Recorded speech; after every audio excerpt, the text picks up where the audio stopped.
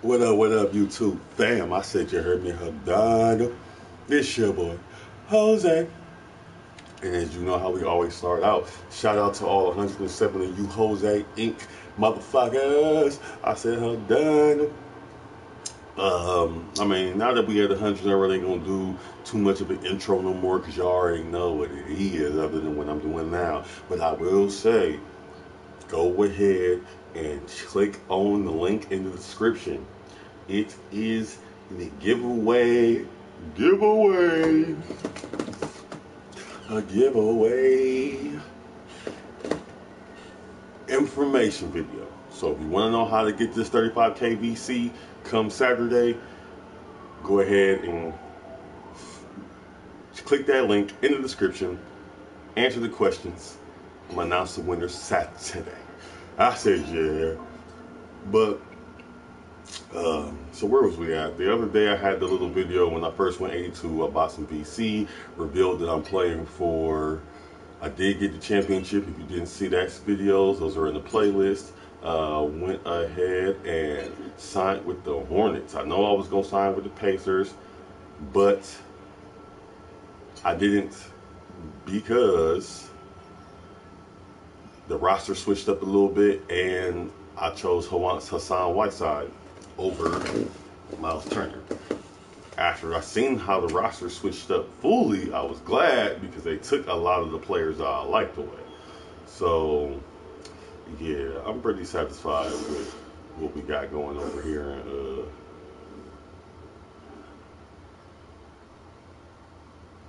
Charlotte. Now, as you notice, the kit game is different. I'm back in my Kobe's. I ain't rocking my personals no more. And really, it's because of the glitch, the closet glitch. I said you heard. But, and oh, by the way, keep an eye out for the patch 5 video. As soon as information on NBA2K patch 5 drops, a full list like it was last time, I'm gonna come up and do a patch 5 video, just like I did a patch 4 video. Well, that once, and we'll kind of go over what patch 4 fucked up, and then we'll see what they say they're fixing with patch 5. But without further ado, oh yeah, my shoes. So as you see, I'm rocking the Kobe's outside right now. Went and bought me a pair of J's. You know, I'm irritated with 2K, but I can't take my frustrations out on them because they only gonna put out the patch as fast as they want to. So I'm like, yeah, I'm taking it out on Under Armour. It's Under Armour's fault. Jose can't get his shoes. They wanted to push Steph Curry instead of pushing Jose. So they leave me with no choice but to rock my kicks. To rock what I personally want to. You know, my owner, he has his hand in a particular shoe company. I don't know what shoe company that may be, but he got your boy a pair of shoes that he could wear on the court. You feel me? He was like, go ahead, young bucks, since they won't give you colorways in your Currys, and they won't give you colorways in your Jose one, and they won't release the Jose doses. You know, Under Armour just, they like, oh, well, you know, we got to push the megastar. I am the megastar. So now,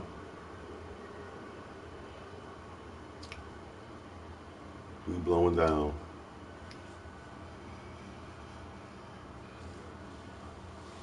Seeing if we can get, now the only thing is I've probably ran 4 or 5 park games and 2 stadium games,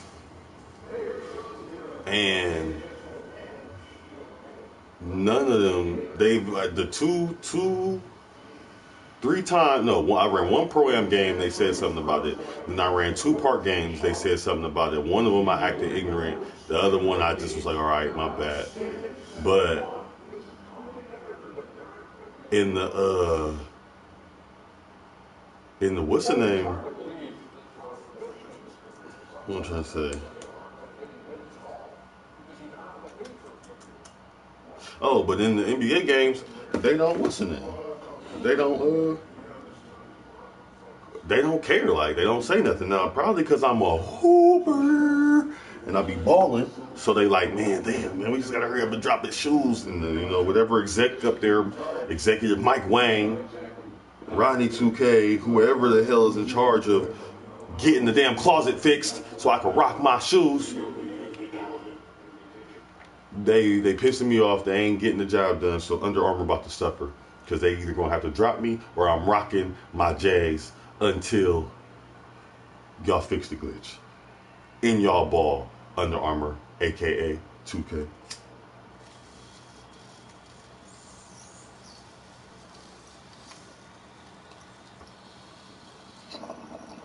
And you know what? I just thought about something.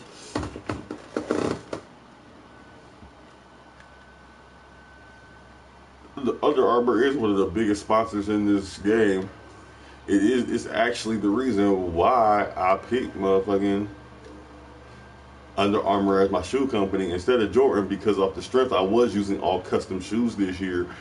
At least I plan to use all custom, actual made signature shoes. I didn't plan on, it didn't matter what the shoe, it didn't matter what company it was, because all I was going to use was their logo. I actually made Jay's first. I even told them that I wanted to sign with Jay, and they still came at me with Under Armour first. Obviously, because if you notice at the cutscene, Under Armour Unleash the Chaos was, so Under Armour must have put some big bucks in here to get front billing over Nike.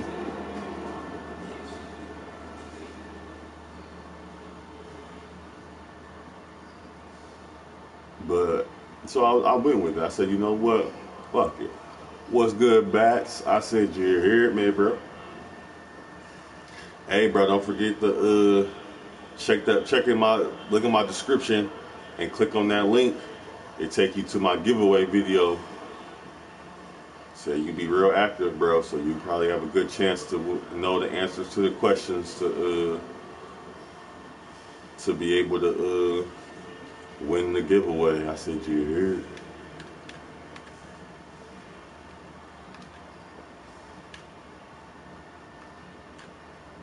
Oh yeah, that's how it is, bro.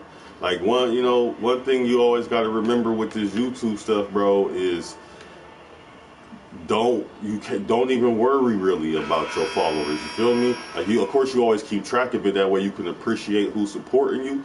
But you don't, like when I was at 19, when I was at 20, when I was at 50, now that I'm at 107, I feel the same way about all the subs. You know what I'm saying? It's like everybody is just as important, and when you grow slow, you actually get a chance to know the majority of your subs, so you can know your day ones. Like, I can never forget you. I get up to 3 million subscribers, I can never forget Phantom Batch, you feel me? Because you was there when there was nobody in the stream, you feel me, cuz? So that's one thing. Don't even worry about what your number really is, other than to show appreciation. And you, like you said, it's just gonna keep going and going, because people rocking with you.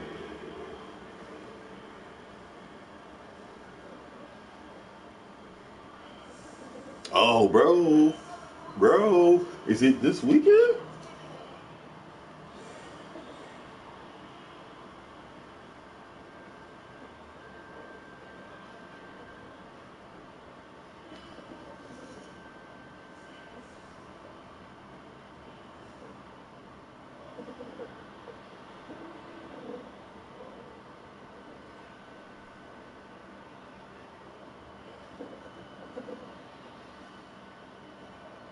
Oh, it's tomorrow.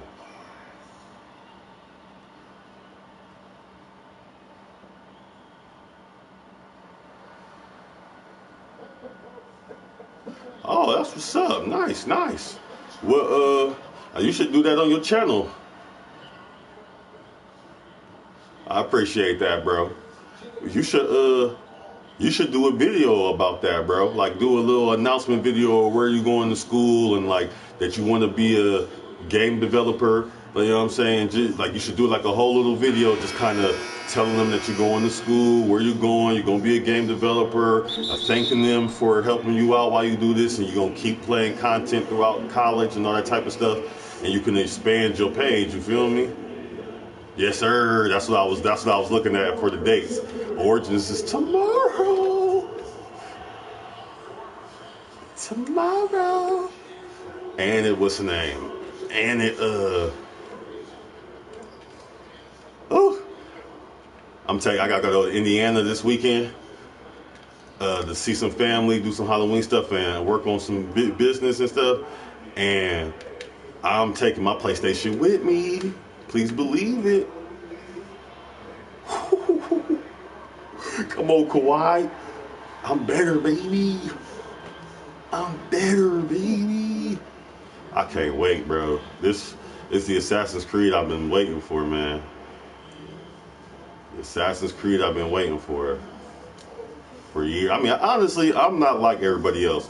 Everybody else got tired of the Assassin's Creed series. I did. Like, now, I'll grant it.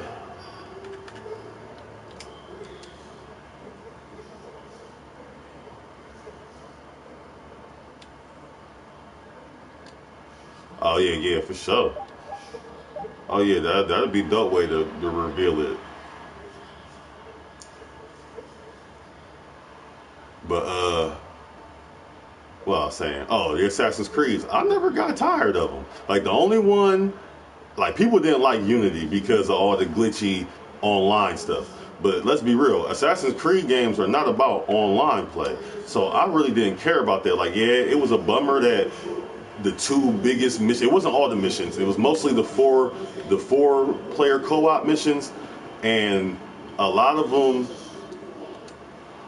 it was really like the last two. The big two hardest missions were the glitchiest. So yeah, that was sad. But the other ones, I mean, the game though was great to me. I loved it. I loved everything about Unity. Arno, he wasn't the most interesting assassin, but it was just mainly about his little revenge story. But when you played the Dead King's DLC, you knew if you beat Dead King's DLC, you knew that the next numbered Assassin's Creed was going to be coming to Egypt, because they found the Apple of Eden inside this French relic, and they told them to send it to Cairo, which is in Egypt. They told them to send it to, it's the capital of Egypt, if I'm not mistaken. They told them to send it to Cairo because that was the assassin's headquarters. Now we got 3 years later, we got the game talking about how that base was set up. You feel me? Like I knew it was going there. I knew that's where it was going. What? Ain't he been the manager for years? Like, you know, I don't even know basketball, but I know he been a manager for years. Same dude with the stone face, looked like they cut him out of a rock. That's crazy. They fired, but I mean, hell though, it's been years though. So I guess I can't even really be. I can't say they just getting greasy. They must just like it's a time for a new way.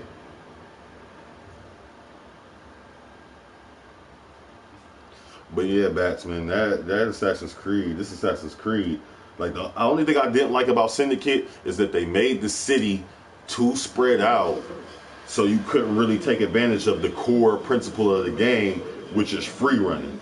So that part was kind of like, oh yeah, that little grappling hook was not fucking with that at all. So that was another big thing. Like, damn, these Edie and the brother, they not the best, or Jacob, they not the best free runners because they rely on the grappling hook. But the grappling hook, it's not even like Batman's. It was really like shooting a damn rope and climbing across that bitch. So that shit was corny, to say the least. Now the multiple kill systems, beastly. The combat, Edie and fucking Jacob had dogs. They beat the brakes off of motherfuckers. They fighting was more different than any other assassin ever, especially Jacob. That nigga was straight Stitch out of that movie with Brad Pitt when he was the gypsy boxer. Straight dogs. He was straight Steve Fox off of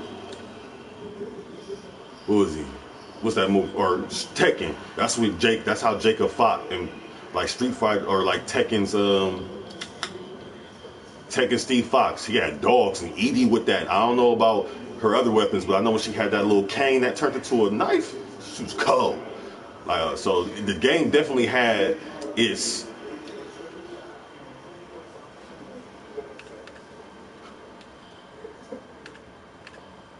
Oh yeah, for sure, bro. Good luck, man.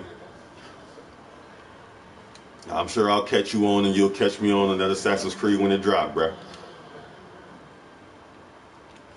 But yeah, that Assassin's Creed about to be crazy because all it's doing is taking all the implemented different parts of uh uh it's taking all the implemented parts of the other games, different functions, all the best parts from all games, and putting it into the number one package, the story, the origins of the Assassins.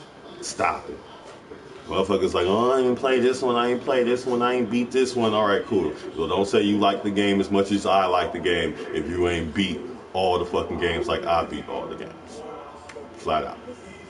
You don't like it as much as I do if you don't play it because people said it was this or you was tired of the characters being white or whatever fucking reason you had for not beating the game. If you ain't beat that motherfucker, you ain't fucking with it as much as I am. I'm too invested in the story to figure out what the fuck gonna happen to just not play that bitch no more. Because they didn't go to where I wanted them to go right away. Sometimes you just gotta trust your gaming company. If you got a gaming company and they make dope games and you've been buying multiple games from them even beyond the game that you play from them the most, like Ubisoft, I bought Division, I bought the Wildlands, like what's the name? I played other Ubisoft. I bought shit. Watch Dogs was garbage, and I bought that shit. It's still that's like one of the few games that I never beat. Like if a game challenges me to the point where I feel like I can't beat it, I might put it down because I'm raging, but I'm going to beat that bitch hell or high water. If I don't beat a game, that means that game was just boring ass cheeks. Like I haven't beat Dragon Age yet, but that's simply because that shit is just long as fuck. And I just ain't been in a down period where I'm like, okay, I'm ready to, I need something to play. And when I get in that down period, then, ooh, that's what I'll do. But I'm way too invested in the story of Ubisoft and figure out what the fuck going on with these aliens, where they come from, and all that type of shit, how they got their hands involved in all this shit. Because at this point, where I'm thinking it's going is that the head alien from the one that Desmond's goofy ass set free at the end of Assassin's Creed 3, I'm thinking that little alien bitch, I think they the ones that started the Templars. I think that's what we're going to find out on Origins. That's my big prediction, so let's mark it here. That's why I love being on camera. It is October 26th. Cash that. It is October 26th, 2017. It is 11:39. So 11:39 a.m. I'm predicting that, and this all for all my Assassin's Creed people, in Assassin's Creed Origins, we are going to find out that the alien, and this is mad spoilers, but I don't give a fuck. This is like the last Assassin's Creed came out 2 years ago, so if you ain't played all the Assassin's Creed games, that's your own fucking fault. The head alien from the bad alien, from the scientist alien regime, I'm pretty sure that alien, she and her people are the secret entity hand dabbling around in this game, the strange, mysterious forces at work that are making it seem like there's somebody pushing in them the Egyptian way of life. Guarantee it's the fucking alien, the scientist aliens that you discover from the third game when Desmond sets them free to stop 2012. Guarantee it. Guarantee it. I don't guarantee it, but I'm very confident.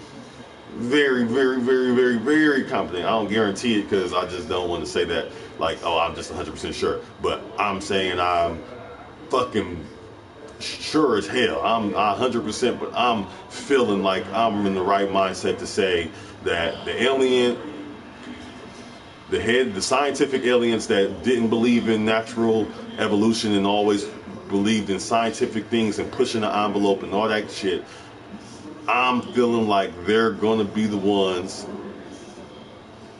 that invented the Templars. They're the mysterious force behind the Templars. They implant the first bugs, probably into Caesar and the Romans, to get them to start doing the Templar shit, or somebody in the higher, some pharaoh in the game that is going new school and changing away from the old Egyptian ways. He's a Templar, which is really just, and he starts the Templars because he's being influenced by these aliens, by the scientist aliens. That's my prediction, yeah. That's what I said. And I said, you heard. Don't forget to throw that boy a thumbs up, a like. And I guess that's a better transition than ever to say that come starting when do I get back from Indiana? I should be back from Indianapolis Monday. I mean, I'll be back streaming after Indianapolis on Tuesday. So Tuesday most likely will be an Assassin's Creed day, meaning 2K days are going to go to every other day. It's going to be an Assassin's Creed day, a 2K day. Unless a boy feeling froggy and he want to stream double that day and give y'all both a little ooh-wah, I said done, nope. But most likely it'll be starting Tuesday. It's going to be every other day, 2K day, yada yada. Yeah. Yellow. Hi, babe. Hey, babe. You're taking the kids up here to the mall today from 6 to 8. How am I supposed to do that? Oh, it was 6 to 8. Okay. You said we taking them? But I get the hair appointment, so I was going to come home and to drop me off at the hair shop and take them. And where the hair shop at again? Oh, it's Tanini's. Yeah. Okay. Okay. You need to get. Oh, you look so cute, huh? You need to get Zuri a shirt. I mean, like, I can put that red onesie on her under it. The one with the little cat on the front. It just got red sleeves. Okay. Long sleeve. No, she don't got no long sleeve red one. That's her shirt. The one from her birthday. That was long sleeve?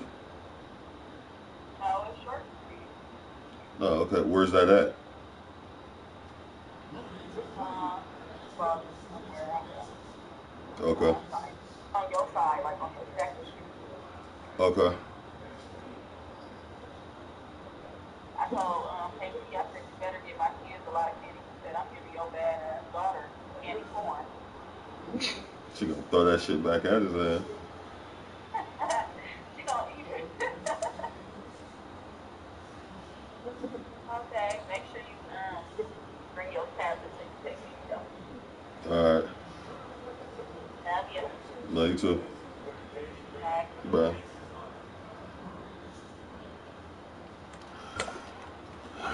Gotta take the Rugrats trick-or-treating at the mall.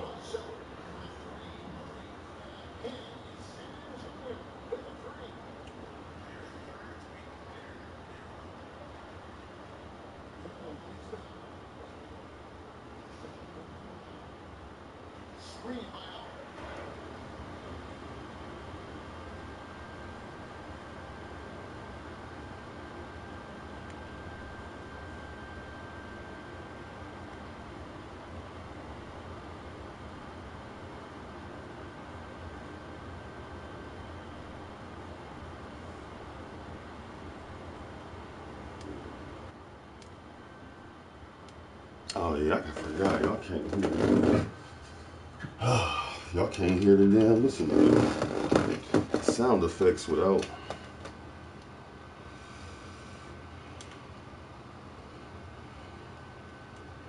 Y'all can only hear me. So I need to put it in my ear.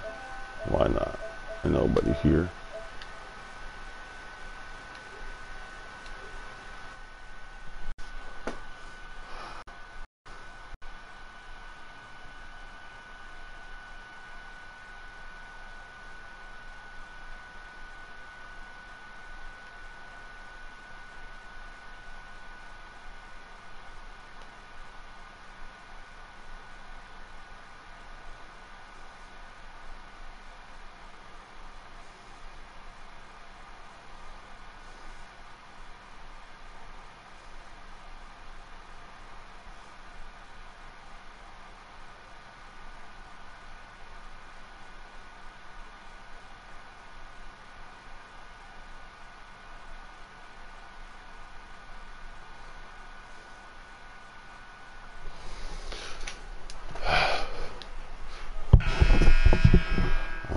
back in this thing.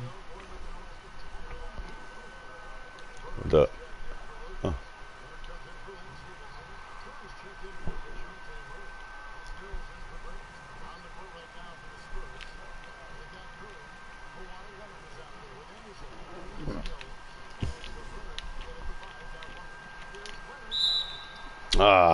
come on.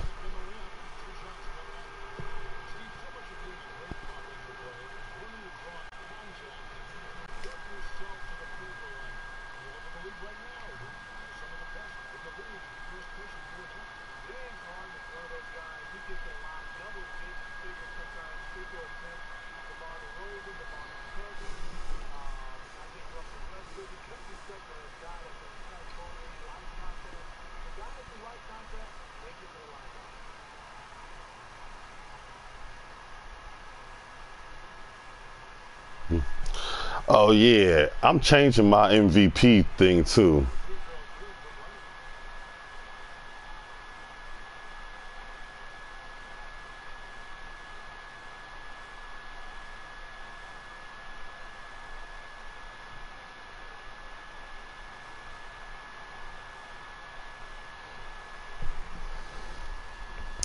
Bruh, how long do it take you to shoot these free throws?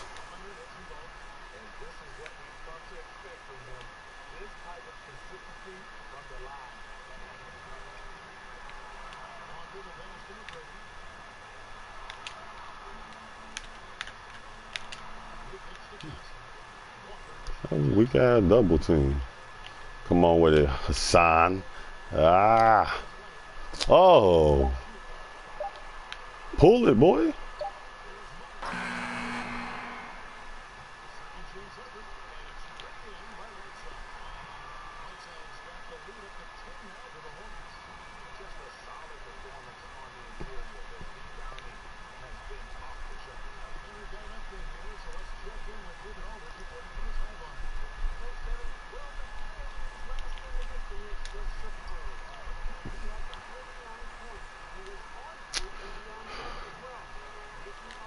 Kimba. You was determined to get that to go in, huh?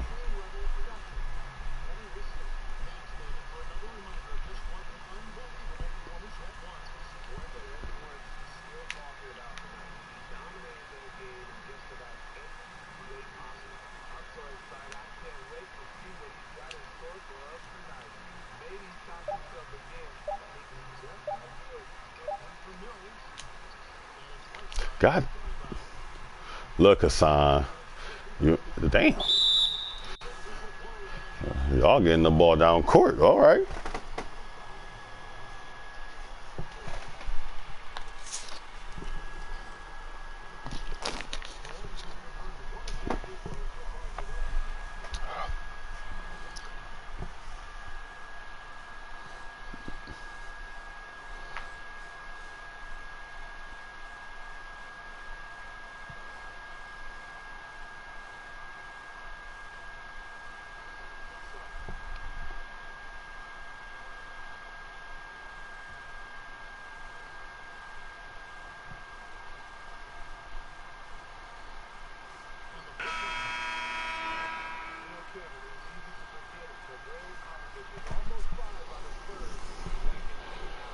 What?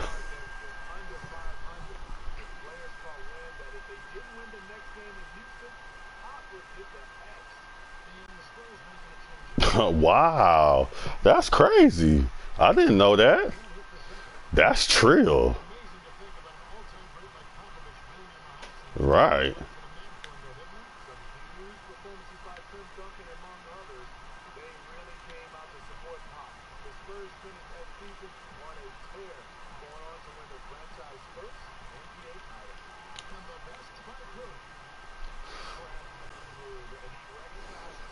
That's how you turn up. That's loyalty right there, boy. That's why he loved Tim Duncan so much. Boy, should have just passed it.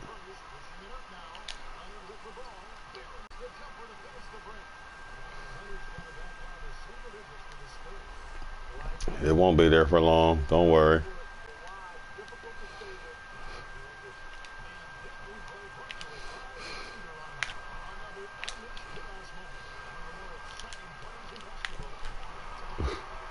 Ah, come on. I held that too long, though. Ooh, let's go. Go ahead, Malik. Let's go.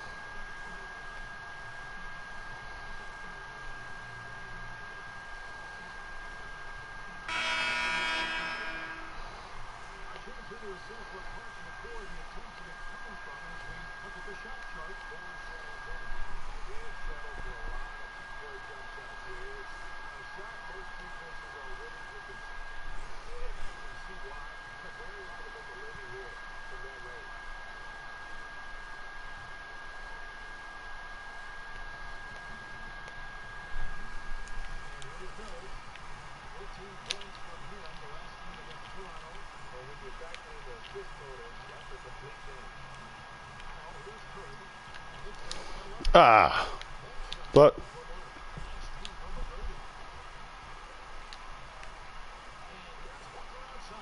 ah.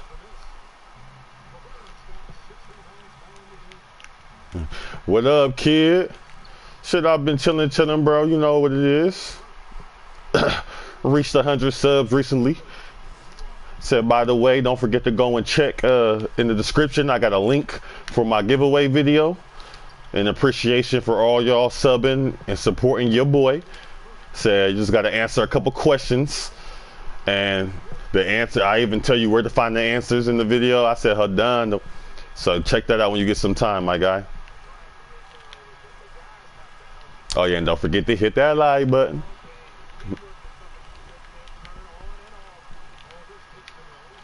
How you been though, bro?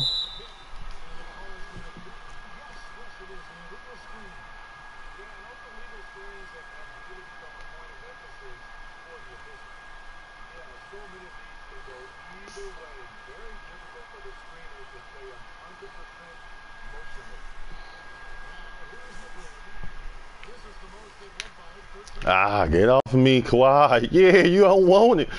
Oh, you're supposed to let me. Hey, they pulled that game out, boy. For real, for real. I thought that, hold on, I feel like I'm talking mad loud because I got this sound in my ear. I can hear myself yelling. All right, here we go. But yeah, bro, they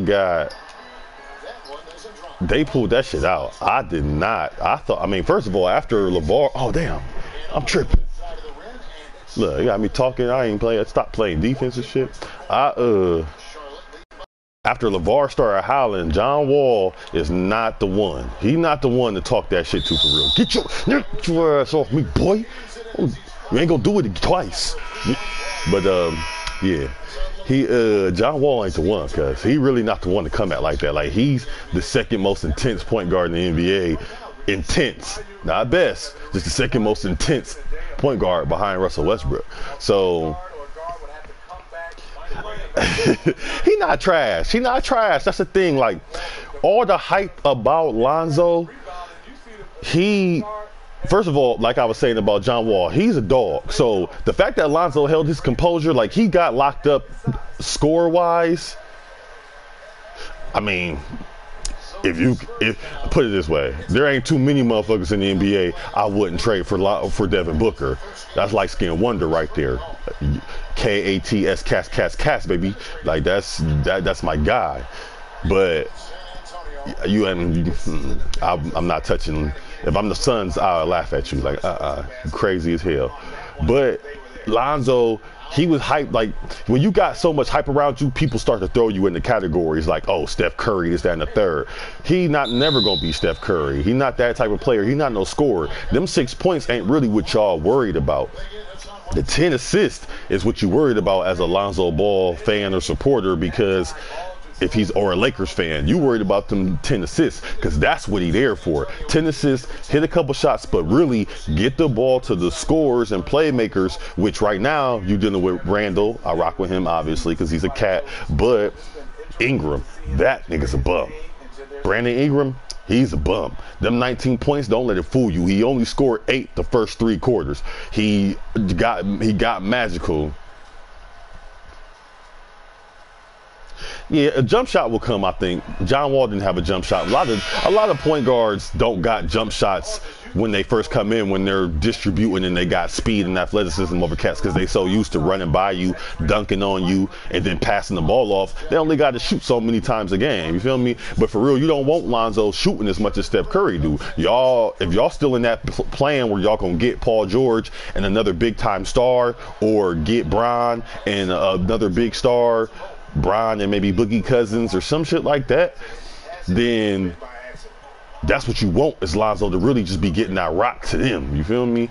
Or Lonzo getting 15 assists and maybe 10 or 11 points a game. That's exactly what you want homeboy to do. His dad just selling the train. That's all that is. He is really forcing things now.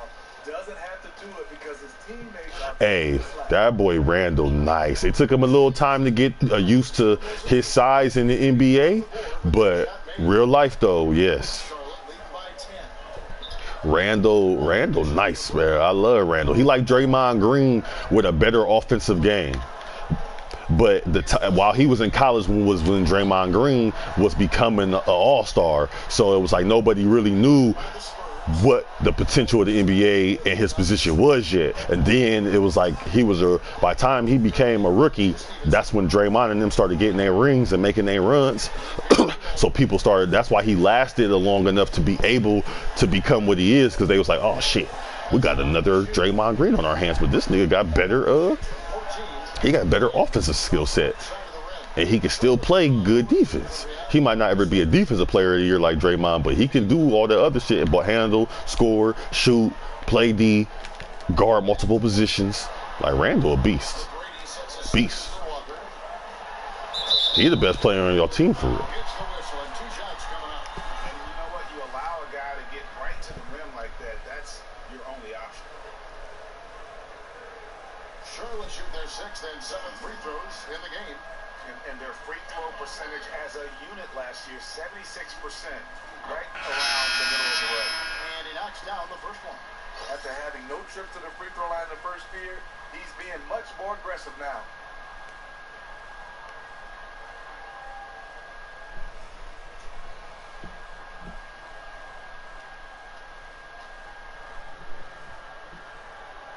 And so Walker nails both of them. Yeah, nice job of drawing the contact and creating opportunities at the line. Now here's Murray, headed by Green. And Stevenson kicks to Aldridge. Over Howard. And the shot is good, dropping in off the front of the rim. Aldridge has got his second bucket tonight. The 7'5" wingspan. That's what makes Aldridge so difficult to stop inside. And so it's Charlotte with a 10-point lead. Some breathing room heading into the break. And they've done a phenomenal job down low. So many of their points coming right at the rim. And now we'll send it over to David Aldridge, who is standing by courtside. David. Thank you, Kevin. Here with Greg Popovich. Pop, what do you think was the main issue during the first half? We didn't make shots. That insightful analysis, Coach. Oh, they funny. They did the real Popovich answer. We ain't make shots. Pop pissed. Don't hurt him, Pop.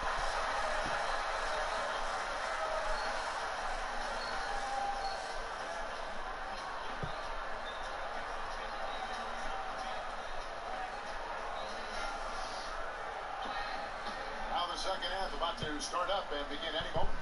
Kawhi Leonard really has his fingerprints all over this one. And let's see what the defense counters with to try and control him here in the second half. Well, you like to run more doubles at him, but the risk there is... Ah, damn it. Oh, I'm a beast. Johnson, and it's McGrady in at the 3, the small forward. And that's the group for Steve Clifford as we begin the second half. Charlotte leading by 10 to the inside. And there's Johnson. That's good. On the assist by Walker. Johnson's got the first field goal of the second half for the Hornets. And let's catch up with our sideline reporter, David Aldridge. Well, guys, Kawhi Leonard has become a go-to scorer, but his focus still starts at the defensive end. He said, my mindset is the same every game. Whoever I'm playing against, I go in and try to stop their best scorer and then try to get myself going on the offensive end. Kevin? And David, that's what you get with Kawhi. Mr. Consistency. One of the best two-way players in the game. And pretty much every NBA player grew up playing multiple sports. Many, which other sports did you play as a kid growing up? And did you think maybe that would have helped you playing basketball later on? You know, Kevin, I tried football, and it definitely helped me in basketball because I said, no, this is not for me. So let me put all my emphasis in basketball. Taking those hits, I just wasn't built for that. And after that, I ran cross country because you had to do 2 sports in my high school to be able to play 1.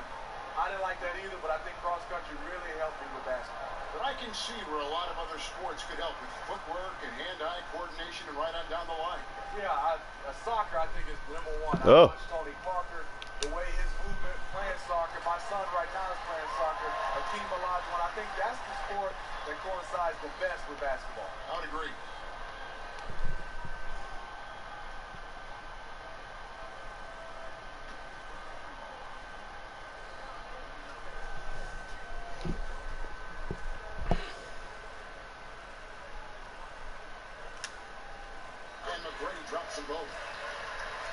Yeah, they can. Most definitely. I mean, I don't think he's playing either. So without him, I mean, you know what? I know he's not playing because they just went out and signed, what's that dude's name? They just signed Josh Smith last night. So that lets me know he's not going to be playing for at least a couple games if they have to go out and get somebody at his position. But honestly, even with him, they probably could still beat them. Like, they're not that good. The Pelicans are not good for real. They only have is DeMarcus and Anthony Davis. That's it. And both of them niggas to score 36 to 40 a night just for them to get 86 points. Like, they're not good at all for real. So y'all should actually be able to take care of them, especially if old boy would actually start playing. Why do I keep doing that? If Brandon Ingram will actually start hooping and stop playing like a crumb, then y'all could be a lot better already until he becomes a scorer or y'all get rid of him for a top scorer like Paul George or something like that. It's gonna hold y'all back. And the presence of Whiteside in the paint, really unreal. He is a dominant figure down low. Great work to grab that second chance opportunity. Time called here, and the Spurs decide to talk it over. And the amount of points they've given up here in the paint, that's what you got to talk about. You know, for the most part, their perimeter D is holding up, but they might have to sacrifice some of that to close down the lane.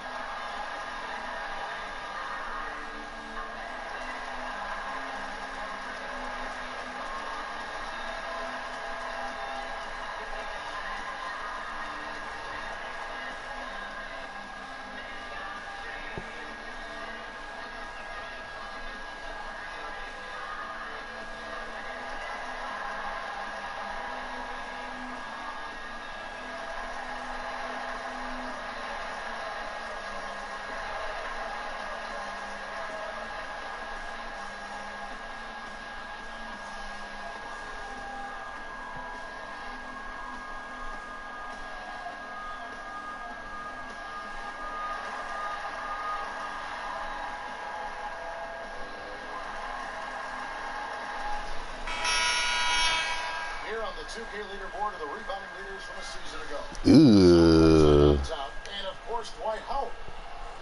Yes, sir. Them bitches crazy. For the ball, a dominant season inside for both. And the Spurs. God damn it. They trail by 14.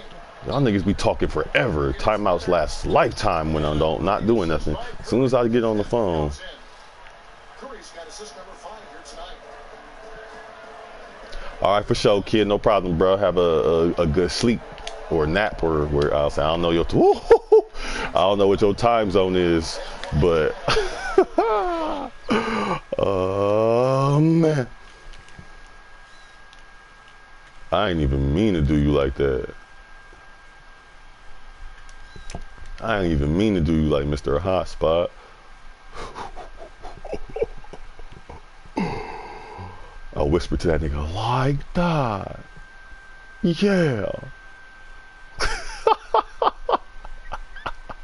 we tread water, my guy. Oh Jesus. Goddamn, kid. You like me. I'll be up till 3 in the morning here too, but shit. You on your late night vampire tip, I see. Vamp life in the building. Shout out to the Down Under.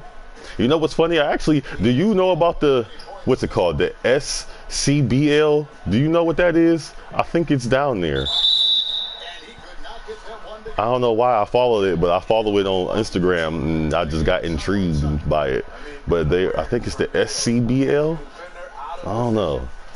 I thought it was down there. It is real. It is real, bro. Well, like I said, bro, go check out the video. To enter my giveaway. You might can get you 35 KBC. Huh, done.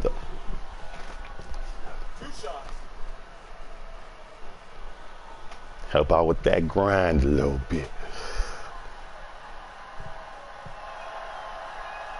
First free throw is good. And one of the game's best free throw shooters.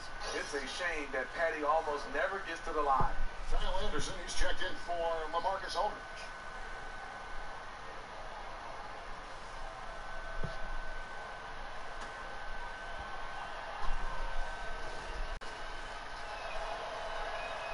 And both free throws good for Mills.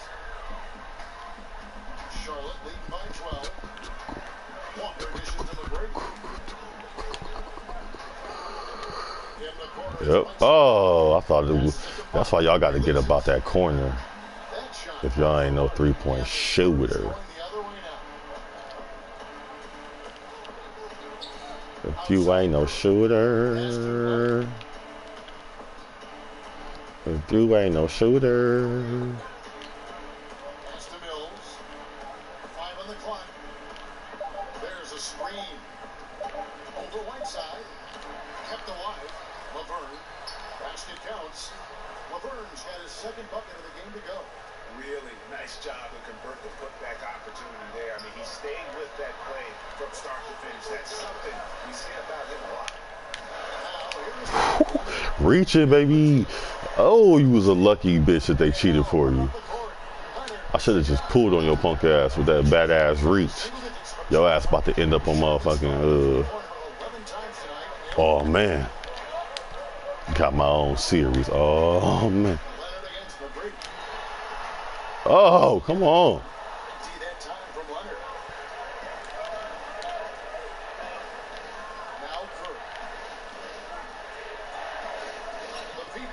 Put them clamps on him. Here's the pick. Shot clock at 6. Curry kicks to Mills. Seth Curry on the Spurs. I like that a lot, but Point range. San Antonio with the new 24.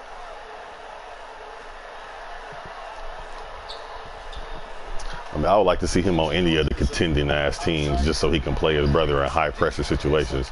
Like, bring it on to OKC, cuz. Come on to OKC and be our 2 guard. The Hornets have gone even 50% to the floor here in the third quarter. 4 of 8. McGrady passes to Walker. Kimba, if you don't do something off the goddamn, and that's okay. All right, fuck it then, Kimba. Go ahead then, Kimba. That he's most comfortable pulling up from that area on the floor.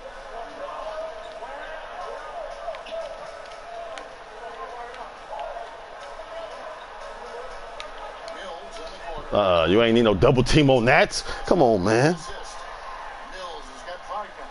All day, Mills will do this for you. Lightning quick on the catch and release. Walker dishes to Whiteside. He kicks to Walker. He feeds it to McGrady. I just wanted to try it. Trying to answer back, but that 3 is off the mark. And that's rough. He did have 3 in the first half, but hasn't had one since. And they could have used that trying to cut it to this. Well, I only shot 2. Hey, he had one in the first half. I ain't had one since, nigga. It was only the second one I shot. Whiteside gets to Niggas be McGrady. hating heavy on the boy. Mills with the steal. So anytime they initiate a double team, it's pretty much highly to end up in a steal, regardless of who they double team. Entered on the wing. That's noted. That's shit. Oh, come on, Malik. And a chance for 1 free throw line.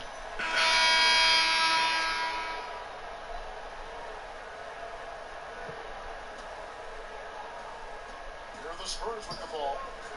They're on a 16-6 run. On the court for San Antonio. Lance Stevenson seemed like an old Spurs ass nigga. Then there's Grant. Then there's Murray. And it's Aldridge in at the 5 spot. Yeah, smart heads up defense by Walker, setting up the break. He's so good at coming up with those steals without putting himself or his team at risk. Aldridge is screening. Here's Stevenson. Good work there as it goes. And you can see there the defender Come on. to get picked. You know, it's all about effort. Sometimes you're going to get hit on hard screens. Bullshit. Fight through it. Now, here is McGrady. Here's Howard. The shot's good. And the Hornets lead by 11. And defensively, they are on their heels every time the ball comes inside. Grant the pass to Murray. Feeds it to Stevenson. And it's going to be a 3-second call. And you don't need the big play. Right now, you just need the smart one. This is what desperation can do. You start to play outside of yourself, making a bad situation worse. Charlotte making a switch. Monk's checked in. We played just over 1 minute here in the 4th quarter. McGrady kicks to Monk. Y'all gotta be on. Y'all gotta get some quicker triggers, man. Like you should have just caught that shit and fired off. The defense tracking him down, it was probably better to kick that one out. Grant kicks to Stevenson. Aldridge with a screen on McGrady. Here's Stevenson. It's tipped, but he gets it back. Grant gets a wide open look. It's 3 pointers off the mark. Hornets lead by 11. McGrady dishes to Zeller. Good. And it's McGrady who picks up the assist. McGrady's got 4 assists in the game. Yeah, that's the 3rd bucket in a row from the paint. This defense needs to clog those lanes in the middle. Aldridge is straight. Wide open look here for Murray. The offensive rebound. And stolen by Howard. Here's Monk. Oh yeah, that's cash. That's cash. Just lined it up and knocked it down. His first three of the half, second of the game. They've been struggling here on offense. Yeah, a bit of a dry spell for sure. Now, here's Stevenson. Aldridge sets up the pick now for Stevenson. Over McGrady. And it's Stevenson missing. Hornets have gone outstanding 4 of 5 from the field in the 4th quarter so far. Let me get that. Goes up with the strike. Walker's shot is Oh, up. tripping. Spurs trail by 16. Here's the floater. And 2 free throws. All right. Unable to get that one. Now y'all on the bull.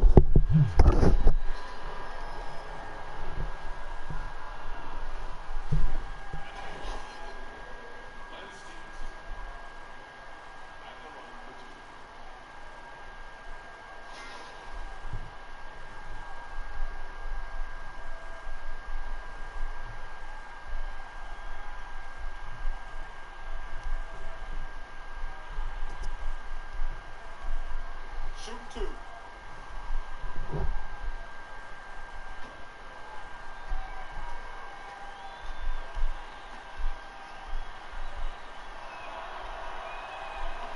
First free throw is good. Wow, they've made every free throw here in the second half. Charlotte making some changes. Hassan Whiteside comes in for Dwight Howard. And Amir Johnson subbed in for Cody Zeller. Then for the Spurs, Laverne, he's jacked in for Williams. Leonard comes in for Jaren Grant. And Mills in for DeJounte Murray.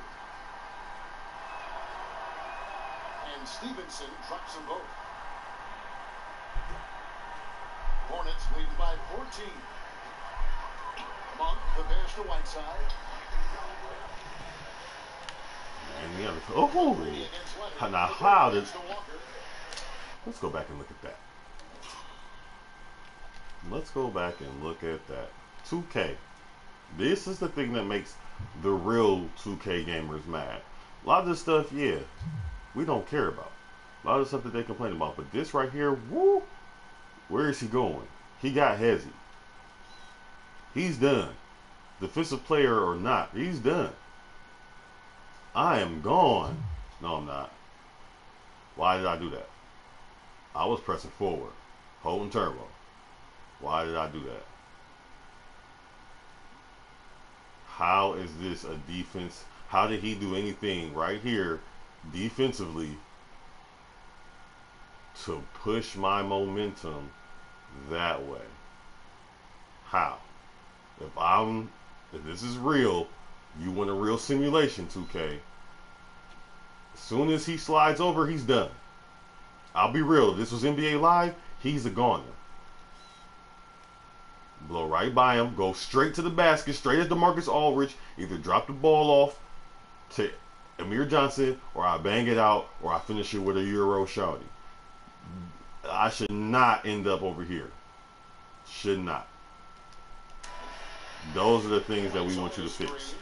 We will be perfectly fine with you fixing that type of shit instead of fucking giving us a damn neighborhood to walk around in, or whack-ass voice actors. Openly, we'll take that. And we're about 3.5 minutes into the fourth quarter. Great tee that time from Johnson. McGrady dishes to Whiteside. Back to McGrady.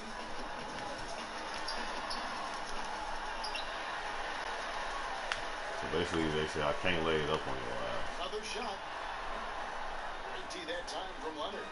Yeah, another missed opportunity, and you can just see the frustration. He wants to help his team. Motherfucker. But when you're in position to finish, it's hard to turn that down. Now Monk. Kawhi Leonard missing from long range. Here's McGrady. About damn time. Took a ghost shit. So that means you didn't do anything? When the ghost shit be invisible?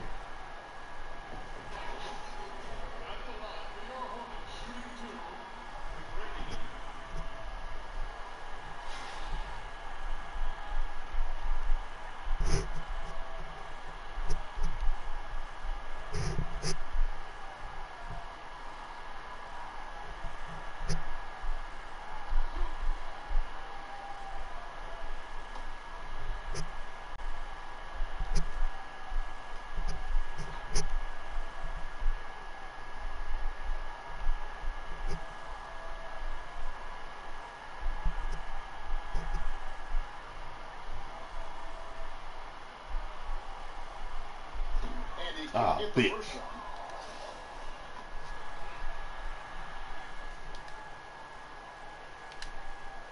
And the second free throw, good.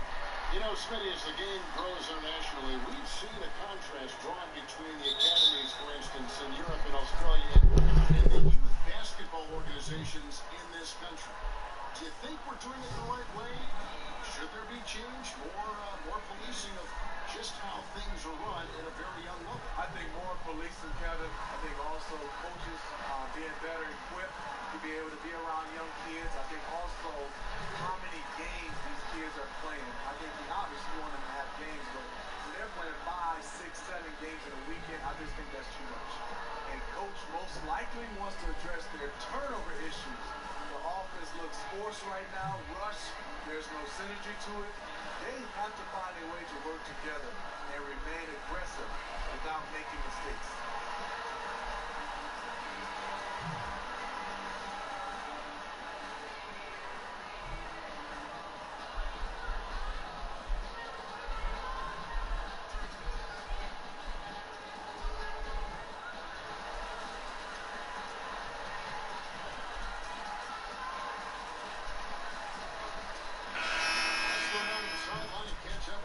Aldridge.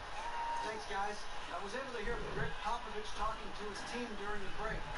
He was not happy with their play. He told them, we're getting outworked out there. Simple as that. We've got to dial up our effort. We're going to see if we have enough to get it done. Now, here's Laverne. Over Whiteside. Shots good by Laverne. Charlotte leading by 13. Dishes it to McGrady. Looking to get back on track here. And just taps a few more points onto their lead with the tomahawk. That's That game would be 30-point lead if I wasn't so distracted. Now, here's Mills. G right on it. Passes it to Stevens. The three-pointer, no good. They're really only good for the top of this coaching can't translate to this. Isn't totally on his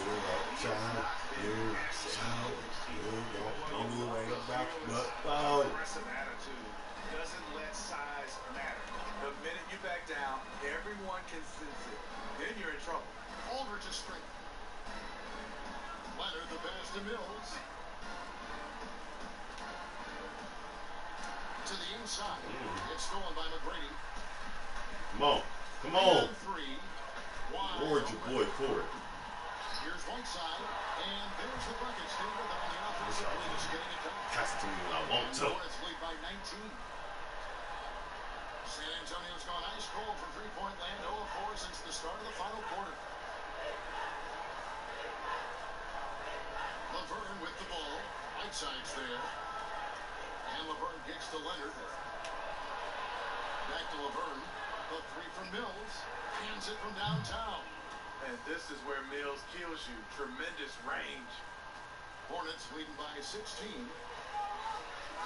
Walker dishes to McGrady.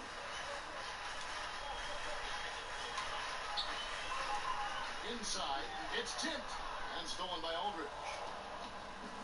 I'll never understand the logic in two-phase pass. Benson outside. Pass to Mills.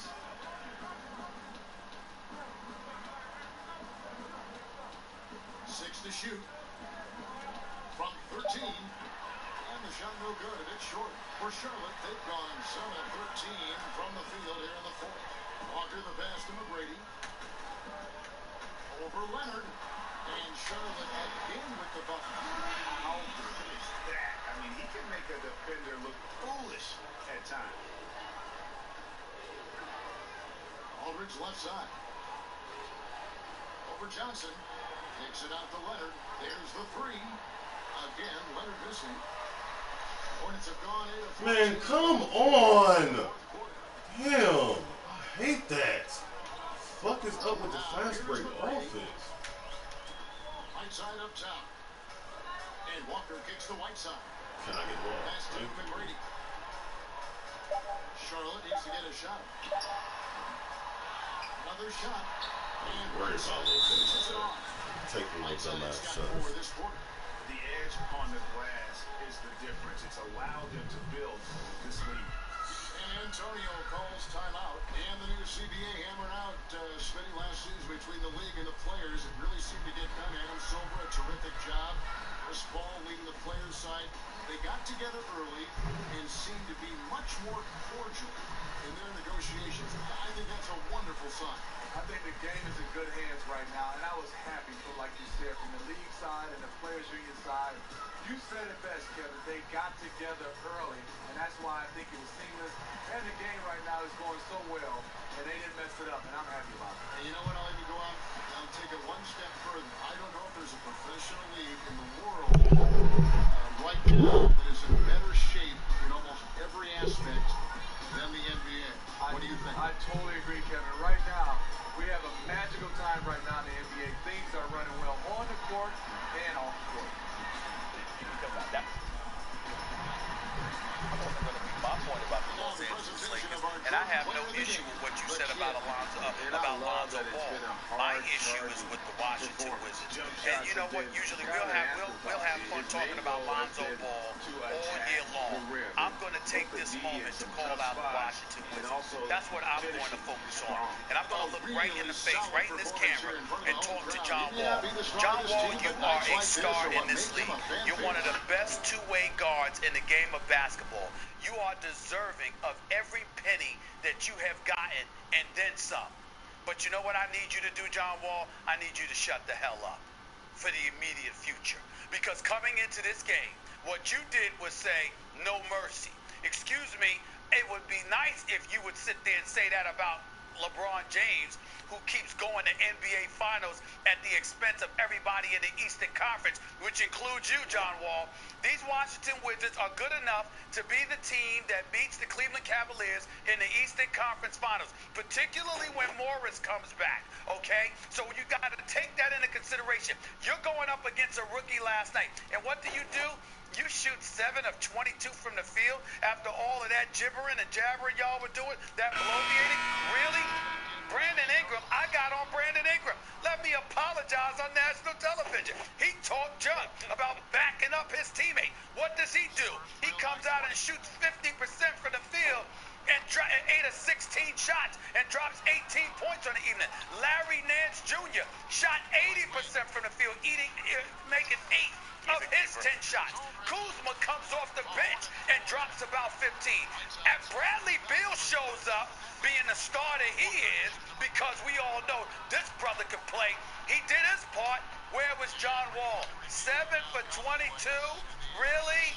I expect more. And John Wall, somebody needs to tell John Wall, excuse me, the Russell Westbrooks of the world, the Kyrie Irvings of the world, the Steph Currys of the world, people that you deserve, John Wall, to be mentioned in the same breath as if they sit up there and chirp before going up against somebody before a game, they're going to show up and handle their business. Now, I am a fan of John Wall. I like him as a person and as a player. He's great on both ends of the floor.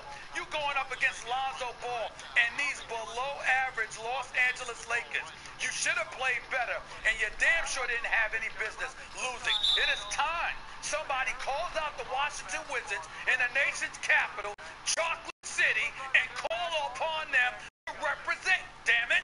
I mean, show up. You came up short last year. You should have been in the Eastern Conference Finals. You didn't make it because John Wall got tired in Game 7, and Coach Scott Brooks, who I love personally, didn't have his best game coaching because he didn't play Kelly Oubre for about 1 minute. Now he's in your starting lineup until Morris comes back. You got a crew. You're the second best team in the Eastern Conference as far as I'm concerned. So when you say no mercy, could you do me a favor, John Wall? Could you aim those comments towards people who really matter? Tell me no mercy about Boston. Tell me no mercy about He didn't mean to say that. He didn't want to say that for real. Cleveland and those boys since they up there losing to the Brooklyn Nets. And instead, you sitting up there losing to the Los Angeles Lakers. This is disgraceful as far as I'm concerned. It's inexcusable, and the Washington Wizards need to be called out on it because they are better than this, and they playing like a damn average team, and they're wasting our time if we're looking for somebody to step up and compete with Cleveland. Step the hell up, and that includes John Wall. You're too good for that. Too good. You may be right about John Wall's You're damn right attitude. I'm right. Something missing that could put him over the top. I happen to think that it's mainly his jump shot. He had a better jump shot. You would perceive that his attitude was better. And also, I just think the Wizards are a player short if you're talking about being elite. They have John Wall and Beal short, and they have other nice pieces, but they're one more, at least, Beal-level player away from being the team Max, you want them to be, I think. Can I ask you a question, Max? I totally get you, but I'm asking you this. You and I have sat on this air raving about John Wall. He comes on the show All-Star Week. We got nothing but love for Wall. The brother can ball. Did you really expect, after the no mercy comment, backing up his teammate who said Wall was going to score him, did you really expect, John Wall, this is a star. John Wall, 7 for 22. Really? Maybe Kentavious Caldwell-Pope or somebody else was guarding you, because I didn't watch the whole game because I was going back and forth, watching the World Series and watching that game. But I mean, damn, really? Really? So you held Lonzo Ball scoreless and assistless while you were guarding him. And when you want a cookie, you're John Wall. And Bradley Beal showed up, just like he showed up in Game 7. But somehow, some way, we looking for John Wall. destroying dudes, destroying them. And he better work on his damn jump shot. Listen, his speed, his ability to stop on a dime, to play slow, to play fast, to penetrate, to find his teammates. Beautiful ability to do that, like really special ability.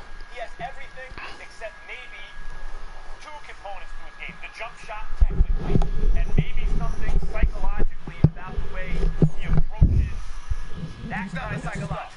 Maybe. I think the jump shot starts falling. He got to work You'll on his feel a game, lot better about his attitude. What the hell was Max talking about? I don't even think Max was listening to the conversation.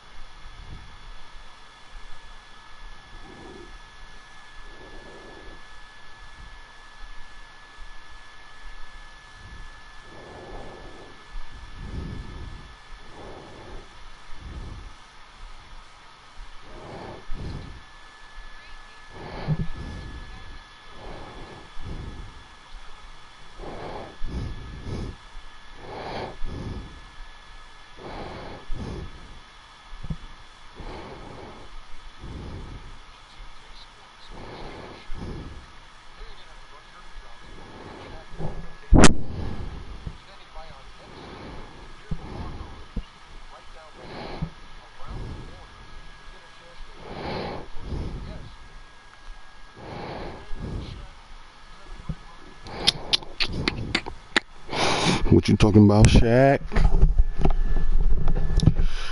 Oh, when's it been changed allowed in the game? I know where the ball is trying to get it.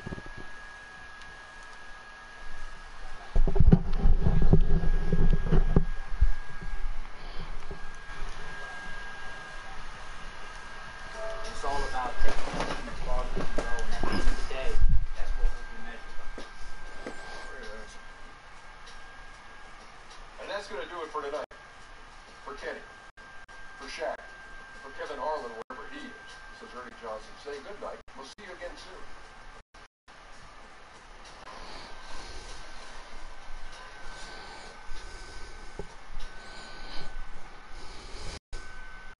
And I think we've all noticed this pattern when it comes to Cam now. I think everybody's noticed this pattern when it comes to Cam now. He's fine receiving the attention when it is positive attention, and he has a real problem with it when it is less than positive. Cam is a sore loser. Not just by my estimation, by his own. He has admitted to this fact, that he is a sore loser. His specific quote was, "Show me a good loser, and I'll show you a loser." I happen to disagree with that. I think that Tom Brady knows how to lose. I think Dak Prescott knows how to lose. Granted, neither of them had to do a whole lot of it, but they know how to use that loss and move forward with it. And I think Cam right now is not showing that ability. Max, you call it immaturity. I certainly agree with you on inconsistency. And Stephen A., you say, I hope he can grow past it. Well, I have serious questions at this point about whether or not he can grow past learning how to lose. I mean, how much adversity has Cam had to face when it comes to football in his life? He's been dominant at every level, from high school to junior college. Okay, so you wonder why he don't like to lose. The early part of his NFL career. But the minute things start going poorly, he takes it out in a press conference. And the truth of the matter is, I'd be real curious. Is that limited to press conferences? That getting down, that inability to handle adversity? Is that limited to press conferences? Or how about revealing itself on the field? See, I don't believe adversity, and here's the cliche, right? Adversity doesn't build character. Adversity reveals character. Reveals it, yeah. And right now, it's revealing some really, really unflattering things about Cam Newton. Well, what I would say to you, Will, is this: us giving commentary and being pundits and what have you, anybody in this industry, that's not what we're talking about here. We're talking about him facing an inquisition, him facing questions. And what I'm saying to you is that it's one thing if he's reacting to the things that people say. He's reacting to things people ask. The female reporter, that was a question. The reporter yesterday, that was a question. About football. What I'm saying is it's about football. It's about football. Right. And so if you have a problem with football questions, you're going to have a whole lot of problems. Yes. Because that makes no sense whatsoever. only through lines today. The only consistency is that when it's good questions, when things are going well for him, he's fine basking in that question. When it's negative, it doesn't matter the kind of question. But I don't think anybody's put it to him that way, the way that I put it. Like, there are things that folks can ask you about that have nothing to do with the game of football. Would you? Because I've done that to many athletes. I'm not going to mention any names, but I mean, you know how I can be.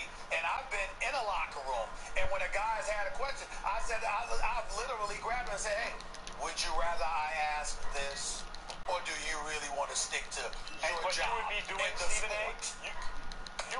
You would be addressing a symptom, and one symptom of his problem, which is not wanting to answer football questions. And Will, you've identified also, I believe, a symptom of the problem, and it's relevant to try to treat the symptom.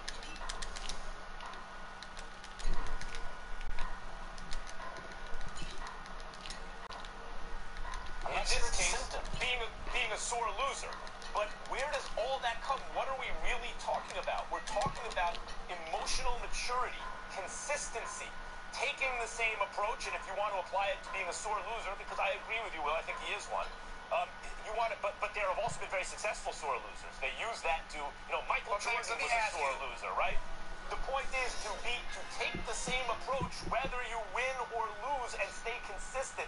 And I think that inconsistency reveals itself on the field. Yes, Steve. But Max, you've said that on many occasions. So what are you really trying to say in terms of getting towards a solution? You pointed out the problem per se. What's the solution when it comes to Cam? Because you've alluded to that on several occasions. The emotional maturity. I'm talking about Max. Right. You've alluded to the emotional security or lack thereof. What exactly do you think is the solution to this, Max Kellerman? Well, the tragedy may be he has to grow up, and when they say youth is wasted on the young, maybe he doesn't realize until it's too late. But you would hope that some Cam whisperer in his life who really has his ear can express to him in no uncertain terms, and it can really sink in that he's got to grow up. And I know that's easier said than done. May I quickly try to answer that as well, Stephen A? Here's what I would say. It probably can't be fixed on a personality level. At some point in life, it's too late. And if you haven't learned how to lose, you're not going to. It can be fixed in this one small way. Try not to ever lose, and what the Panthers need to do, therefore, is this. I think the Cam Newton-Mike Schuler relationship has run its course. They're going to need to find a different way to bring out his unique talents. And I want to be on the record saying I disagree with both of you, or mainly you, Will, because I think it can be fixed by one press conference. Guess what? We ain't going to ask you a damn thing about football. We're going to get all into your personal business. Would you like... No. What I'm saying is, would you like this to be an every week occurrence, or do you want to answer questions about football? If you show him what the alternative is, I promise you, Cam Newton is smart enough. He's an intelligent man. He is smart enough to say, I don't want to go through this. Let me answer these damn football questions. I promise you that will resolve it. I promise you that. Fair enough. All right, the 4-3 Panthers get the Bucks, a division game down in Tampa on Sunday. Will, thank you kindly. Thank you. That nigga said, bitch. Regarding Joe Girardi and the Yankees, we've got all the details next. And former NBA Commissioner David Stern said something recently that does not sit well with our Stephen A. Smith. Well, Stephen A. has a message for him. Stay off the weed. Get your hating ass out of here, nigga. If David Stern gonna let these niggas smoke that ganja in the offseason, then let them smoke that ganja in the offseason. Niggas ain't about to keep going, getting in trouble for some bullshit. That's just dumb business.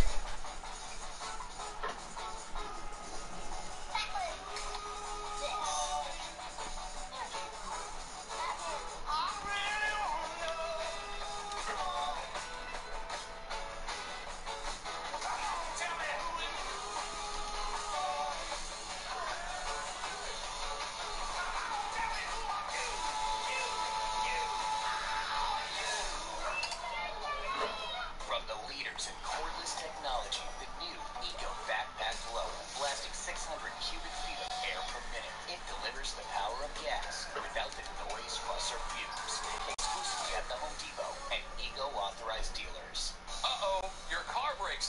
It's out of warranty and you're out of cash. This expensive fix is coming out of your pocket. But not if you have a TOCO vehicle service contract. Deductible and plan limits apply. TOCO specializes in affordable monthly payment vehicle service contracts that help get your car back on the road and can help save you hassle and money on covered repairs. If your car warranty is expired or it's about to expire, it's time to call TOCO. Just one big repair can break the bank, leaving you without your cash or your car. You can spend over $400 for a water pump or $900 to replace the brakes. Imagine paying $1,700 for a new transmission and over $2,000 for a blown engine. And if you don't have the cash to fix it, you don't have a car. And without a car, how do you get to work?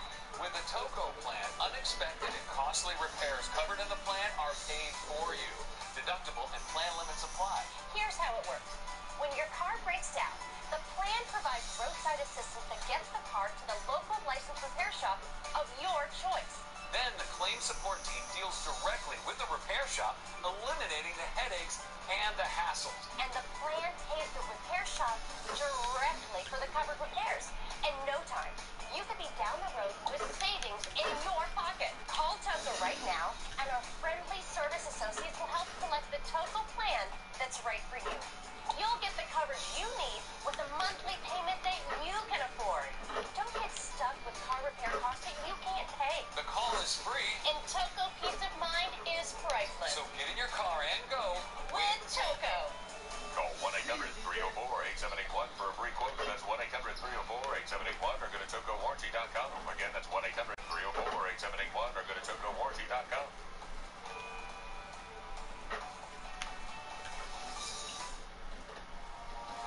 Top is within reach. Number 4, TCU. A hope for the college football playoff. Either keep climbing or get blown off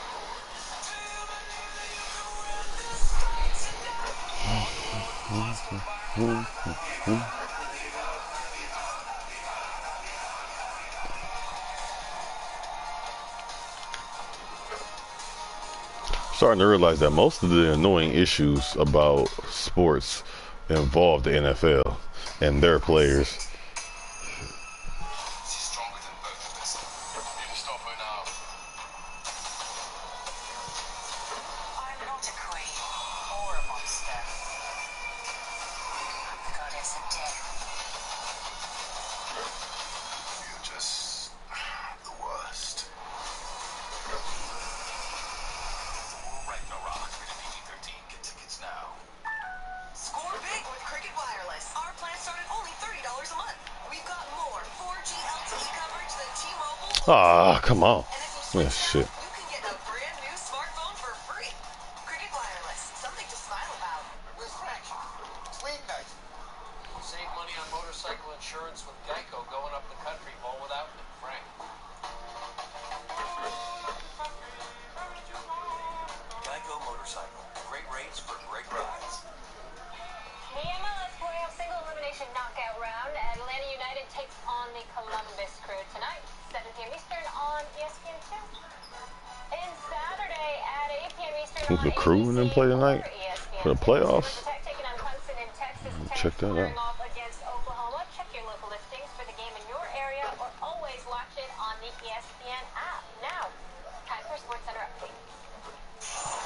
Molly, we got breaking news in SportsCenter. ESPN Let me get that. David Kaplan reporting that Joe Girardi will not return as Yankees manager next season.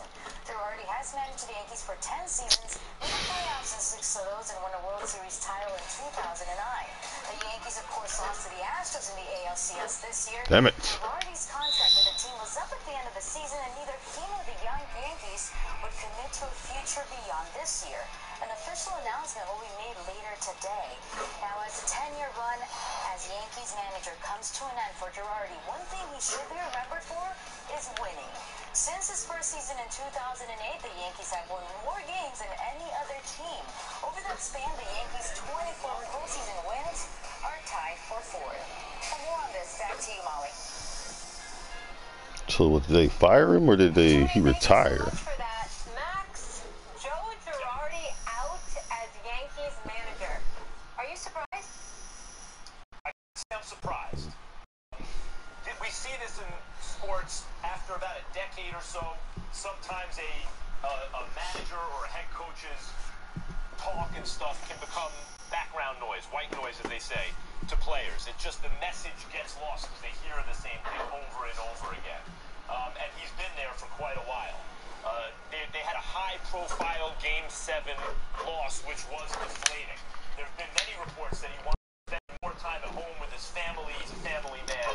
And also there have been rumblings that while he's a good manager in terms of optimizing the team, recently the Yankees, until this year, have consistently outperformed their win total expectancy. Maybe they're about a 500 team and they win upper 80s in games. They challenge for a playoff spot, almost. So he seems to optimize what's there. But it never feels, or it's never felt like the respect for him has crossed over to love for him from the players. And so all those things can kind of be on a player's mind, on a manager's mind, and on an organization's mind. I think Girardi was an excellent manager. I thought in-game strategy at times, particularly in this postseason, was not good. But what's much more important is that you have a team playing for each other, pulling together, and you have your eyes on the entire picture, which is over the course of the season, can they overperform what you expect? And then when the time comes, do they play well? I think the answer is yes to all that. But Stephen A., this is a young and ascending group that the Yankees have. And I think that maybe Girardi, the manager of the previous era, his time had passed, and the Yankees are probably looking, not only does he want to spend time with the family and all that, but the Yankees are probably looking to handpick the next manager to take them into this new and apparently very promising era. The Aaron Judge, Gary Sanchez, Luis Severino, those guys, they want their own kind of guy, the way the Yankees brought in Joe Torre to take care of that last dynastic era. That's why I disagree with you. I don't like the idea that Joe Girardi is gone at all. I don't think he should have been gone because there's no definitive hand-picked successor to him, according to the reports. You got Tony Pena, you got the bench coach. These are guys that are respected internally, but at the same time, they're going to look externally because you don't know. If there were a Joe Madden out there, if there was somebody, I'm not saying literally Lou Piniella, but a Lou Piniella type, somebody that had a resume that you knew was destined and had been craving the opportunity to return the Yankees to their glory days or what have you, and it was a definitive individual, that would be far different. The problem is that they don't seem to have that right now, and that's what resonates with me. I understand he won just one World Series title, but it was a World Series title. He'd been to the postseason 6 times. You got to remember the transition that he had to deal with, going from the old to the young while transitioning the old out of there. With Derek Jeter, clearly his lateral movement was, my man Brandon Tierney reminded me of that just a couple of weeks ago, where Derek Jeter just wasn't the same as he used to be. But it didn't want to leave and didn't want to stop playing. But at the same time, Joe Girardi had to negotiate that position between his legacy and what Derek Jeter meant to the franchise and all the things that he had done to move it into a new era. You've got the Aaron Judges, the Gary Sanchez's, the Castros, the Gregoriuses of the world, and others. You're transitioning in these new guys. He had to negotiate all of that as well. And what do? They beat the Twins in a 1-game wildcard series. They come back from a 2-0 deficit against Cleveland after that faux pas on the part of Joe Girardi, and they played their butts off for him. And then they go to 7 games against the Houston Astros, and it wasn't his fault that those guys suddenly couldn't hit whenever they were away from Yankee Stadium. Don't get me started with the amount of strikeouts Aaron Judge had, along with Gary Sanchez. I like them. I'm fond of them. I'm happy that they're parts of the New York Yankees moving into the future. Make no mistake about it, but they were pathetic on the road. Well, at least Aaron Judge was. So when I look at it from that perspective, and I take all of those things into consideration, I'm saying I would feel far more comfortable with this move, Max, if they had a definitive individual that they absolutely positively knew was the successor to Joe Girardi. But just for him to be gone because they agreed to part ways, and I don't want to hear that. You came within 1 game of the World Series. You can come back with these same troops, with the same leader, who is a good man, who is a shooter, who is respected by New Yorkers, even if he's not always liked. And you can make a definitive successor all of that goes out the window because I understood that. If you remember, Max, when Joe Torre was on his way out, I had been saying all along, Joe Girardi, even with that 1 year in Miami, get him up out of there. He's the guy that needs to be in New York succeeding Joe Torre. If there was somebody like that we definitively knew I think that's a very strong Girardi, point, Stephen A. that would be me. But that's not what it is right now. Listen, unless it does, and they haven't announced it yet. But if they do, they wouldn't be able to keep that a secret. I'm here in New York. By the way, Max, I'm here in New York, ESPN New York. Who's the voice? Who's the afternoon drive voice for the New York Yankees? Michael K. The great Michael K. Right here in the building. There's no way that they would have a definitive successor and we wouldn't know. There's just no way. So I don't know. Tim Kirchin, does it get any better? Let me just say there's a big difference. But there's no way we wouldn't know. No way. You can make the same move, and if the intention behind it is not the same, the move will have a different effect. I know that I talk about chess, I talk about boxing sometimes on the air, Stephen A. You move this pawn, but there's no real grand strategy. It could be a mistake. The same move in support of a strategy, success. A guy in boxing throws a double jab. It's a defensive double jab. He's reacting to the other guy. Same double jab, but it's behind a strategy, part of a plan. It's good. So I agree with you about that. If you're simply getting rid of Girardi, and that's not part of an aggressive, as they say, proactive strategy, you have his successor handpicked, then I do agree with you it is likely a mistake. But I'm not sure that they don't have it handpicked, and there is such a thing as a secret with something that's just potential. No. I respect your baseball knowledge, so I'll throw the questions at. I'll just throw the questions at you. When Chicago, when Theo Epstein took over, we didn't know that Madden was going to be the manager? We didn't know? I'm not saying that the reverse isn't true. No. We also know when some guys are going to be hired. It doesn't mean we always know. No, I'm going someplace. Madden in Chicago, Roberts in L.A. We heard about those things were percolating before change occurred, is what I'm saying.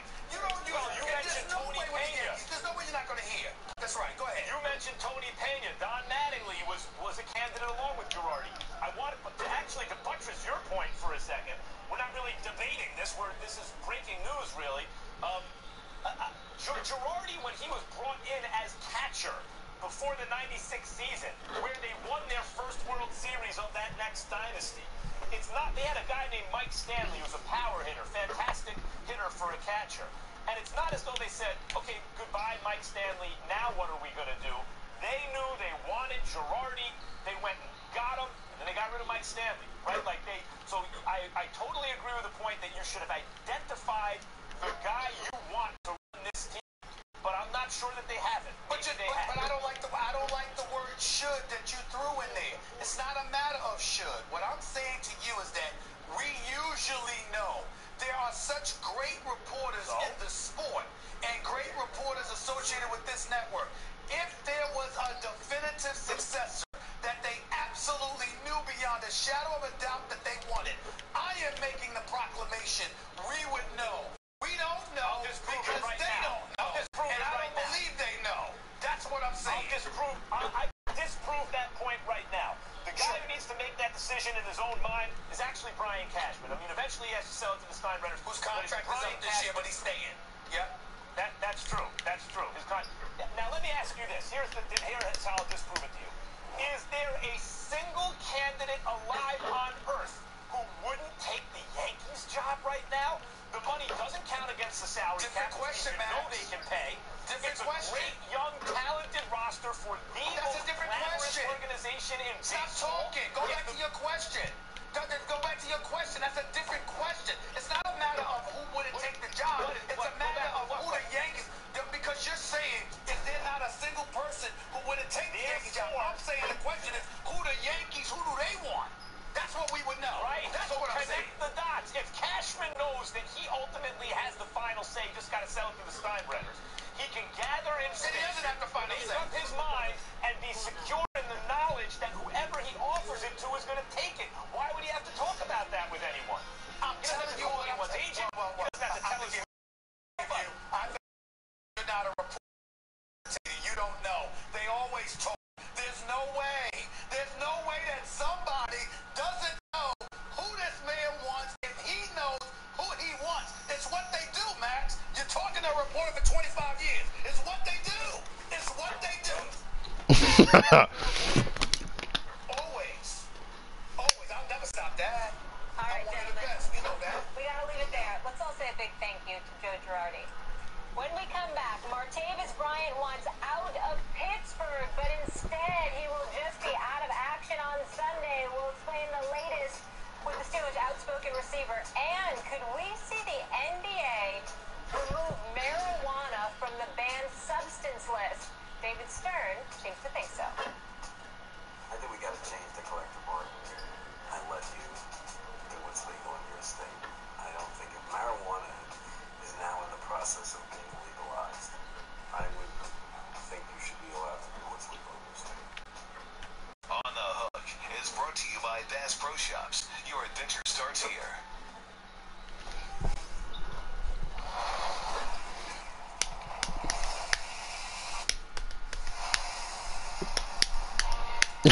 You think about to be high as fuck in the NBA. I mean, they already is high as fuck in the NBA. Don't worry about how I know. I just know NBA players. And a few of them niggas smoke.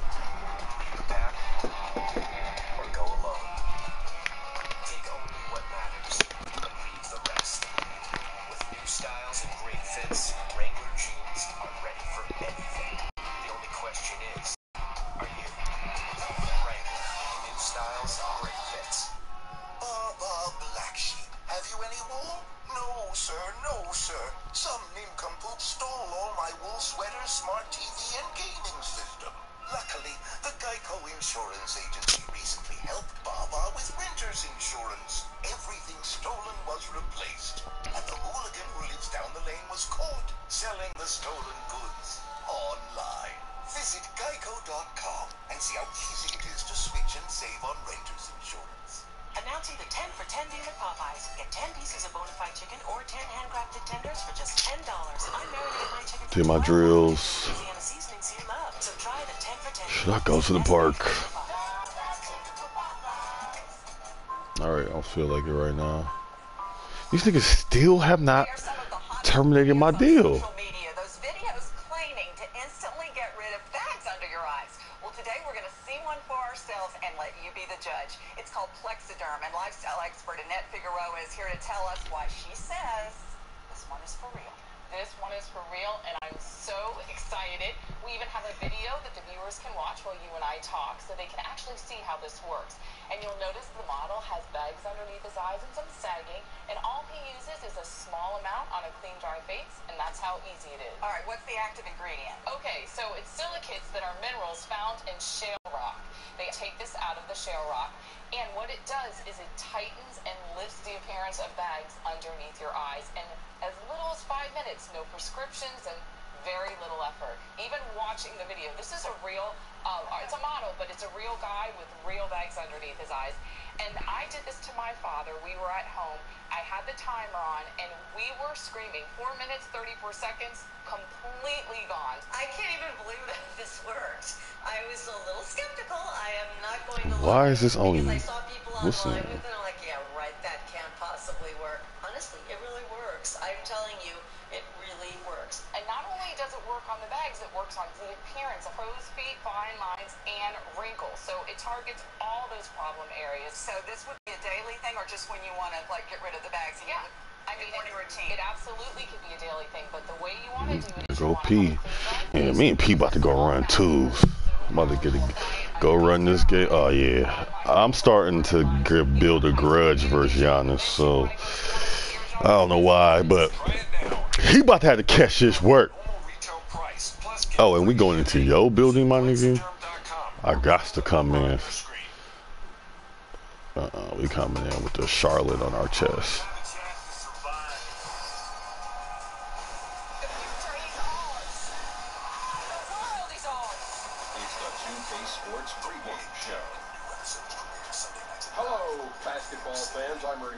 Welcome to you to 2K Sports. I'm here with Kenny the Jet Smith. Only $30 on it. We've got more 4G LTE coverage and T-Mobile Milwaukee Bucks as they go up against the Charlotte Hornets. New smartphone for free. And for Charlotte, they started the season on an extremely upbeat note, winning 8 of their first 9 games. They've been solid in just about every aspect. We talk about explosive players in the NBA. You are as explosive as a man with Stephen Jabari. He can power his way through a defense. Oh, you back healthy, Jabari? Okay. Order confirmed. Anyway, there's Greg Stride, Ray Cole at the rim. Alexa, show me my baby. Okay. There she is.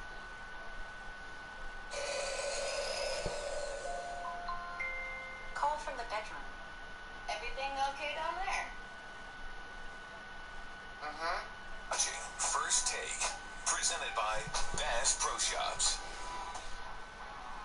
How about you end your day on a highlight with a little Sports Center at night? They will have a full preview of the World Series as it shifts to H-Town, a recap of the night from around the association, and of course, a look ahead to all of Sunday's NFL matchups. That's later tonight, right here.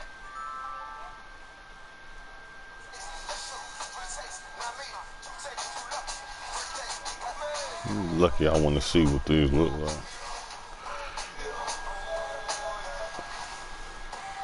It's a completely different perception. Although the leagues have been slow to adjust, appropriately so. Myself, I've been influenced by CNN.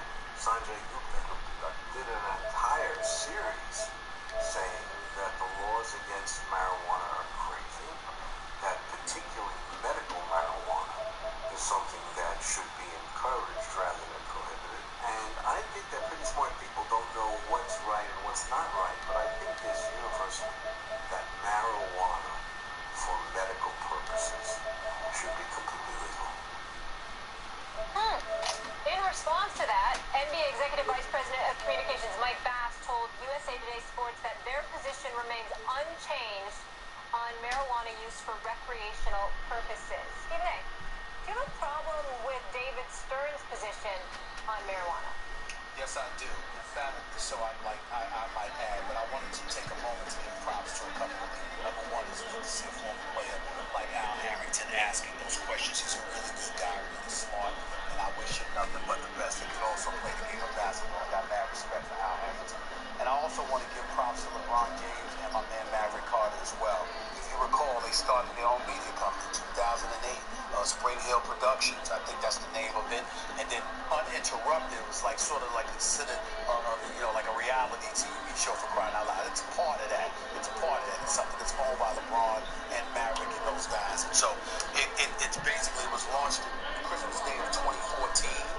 It's essentially a reality show, a way for athletes to record short video diaries and stuff like that, and do interviews and things of that nature. They're doing great things with that, and once again, the greatness of LeBron James and the brilliance of Maverick Carter along the way comes shining through. Major props to them. Now let me get to this issue. What I'm about to say, I need everybody to understand because I brought this up on my radio show yesterday. For medicinal Don't say no hate and shit. Everybody knows that I lost my mother to cancer a few months ago. Game 1 of the NBA Finals. And my mother did not want to use medical marijuana. It was something that my family tried to get her to consider. Not me, but others. I didn't know enough about it. And I left that research to my sisters, and they tried to get her to do it. She did not want to. Having said all of that, has she elected to do so? I've spoken to enough people who've used marijuana for medicinal purposes to understand that it has its positive effects, and it's not something to be heated match of it this first game. And I get that. Because a close one tonight ensures we'll have 3 more recreational use of marijuana.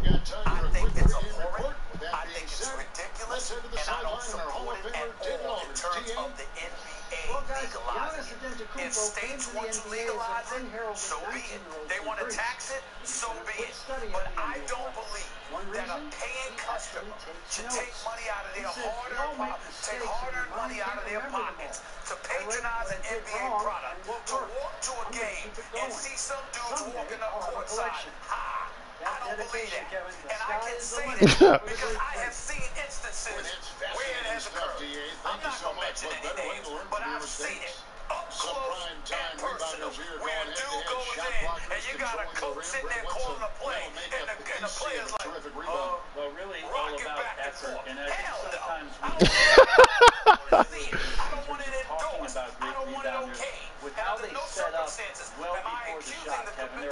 commissioner of the NBA for endorsing that, because I know that's not from me.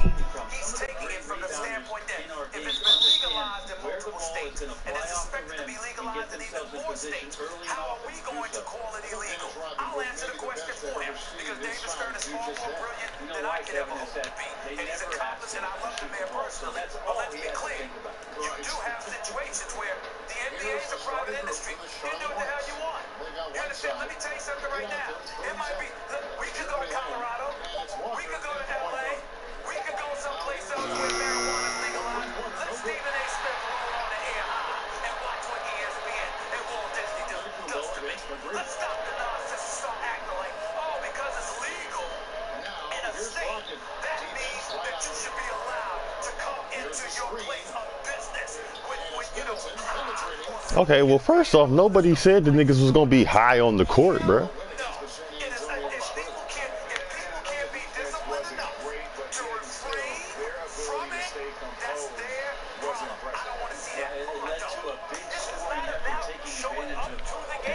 Thank you. Thank you, Max.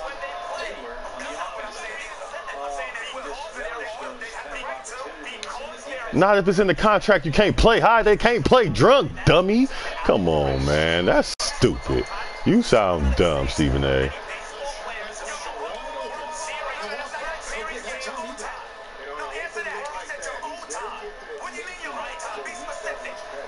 Not on the court.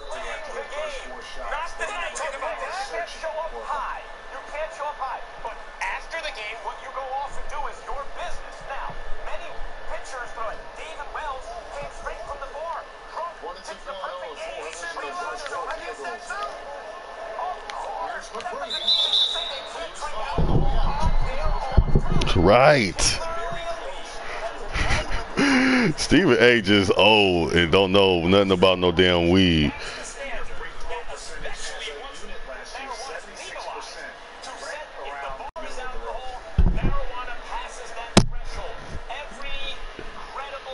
Yellow.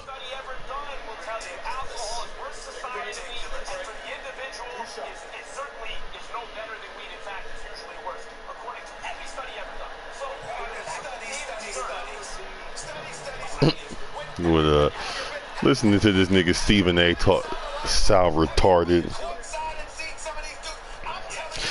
They talking about the old commissioner of the NBA says that at some point he feels like they'll probably end up making weed. They'll probably take weed off the banned substance list in the NBA, because if it's legal in your state, why should you not be able to do it? And so Stephen A's a whole position is he like, no, he don't want them to legalize it, because if they legalize it and make it recreational, then niggas gonna be showing up to the games high. And it's like, nigga, all you gotta do, exactly, first of all, niggas do that now, but number two, all you gotta do is say, nigga, you can't play high, just like you can't play drunk. Niggas is allowed to go get drunk after niggas leave the championship game and spray champagne all over the locker room, then go to Vegas and throw champagne all over bitches. But okay, these niggas can't roll up. I can pour champagne all on the bitch. I can pour champagne all over this bitch, but I can't roll up.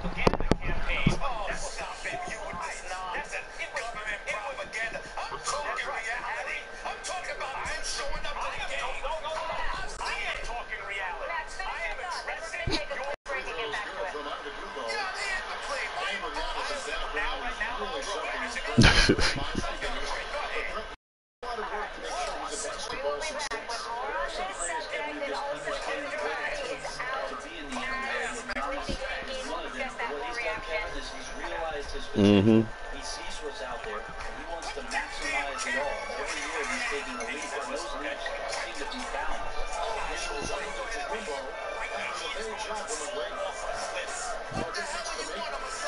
Yeah, that's how mine is, unless I move it out in the living room. Like right now, I'm on the router.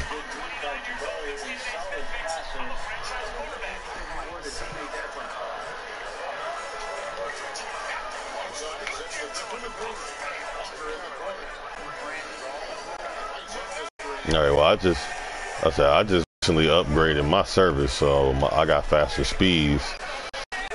Perfect.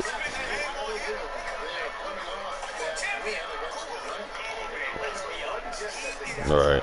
I'm pretty sure we can. All right. Shit, I don't, you know me. I don't even fuck with that cable shit. Cool. Shit, y'all should have got that Sling shit. It's like an app, but it's a cable through app where they got deals with all the networks, and then you like pick up packages where it's just like it'll have like just the channels that you watch instead of having all that extra shit. But it's like $30 a month. Then you just download the apps on your phone and your tablet and your PlayStation and your smart TV and all that shit, and you watching like Netflix, but it's actual live television. Like it's like having cable, but just the channels that you watch.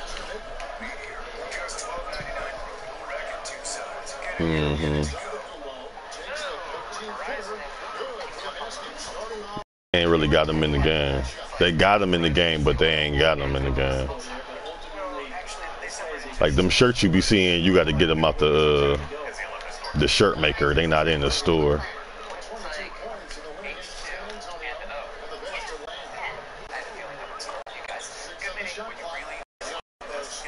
Man, what the fuck?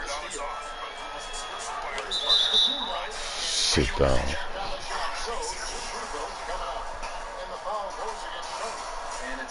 Also known as the Greek Freak, he's a very exciting player, continues to improve, does a little bit of everything on a nightly basis.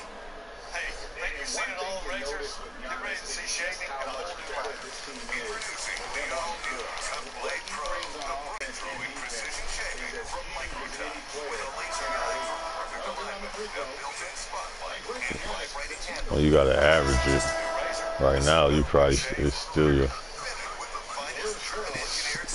Since you've been starting, I know, but you gotta counter all them games that you got in and didn't from when you wasn't starting. Because I only ended up, after my first season, I only ended up averaging 20.7 rebounds, 7 assists, even though I was getting like damn near 30 by the end of the season.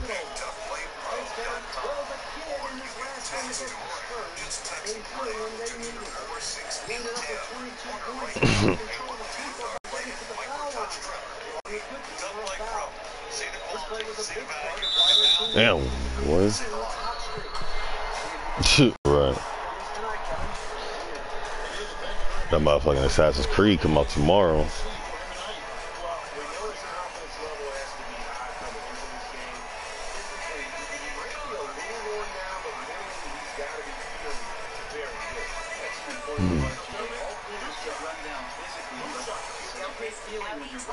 Well, I was waiting to see what you was gonna do.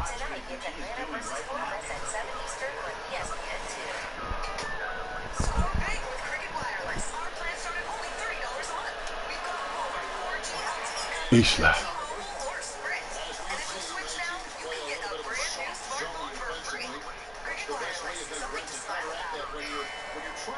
Yeah, cause I'll just get something else. Motherfucker.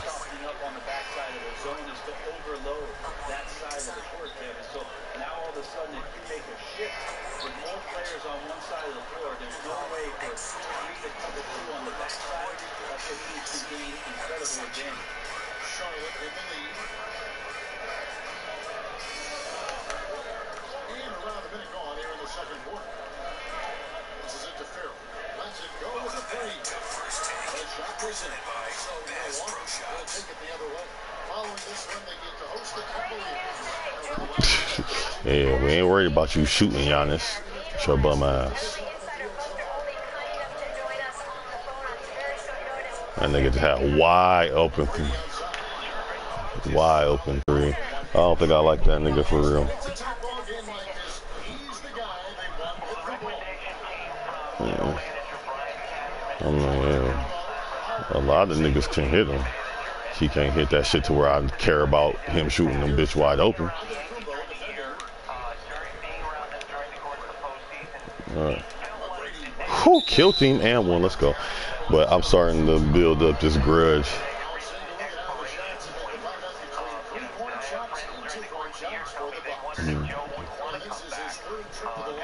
I just keep playing and don't spin that shit.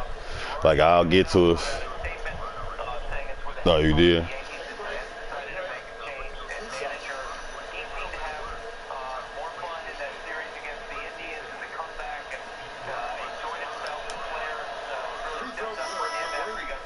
You might just have to put the notifications on that little bell so it tell you when this shit come on.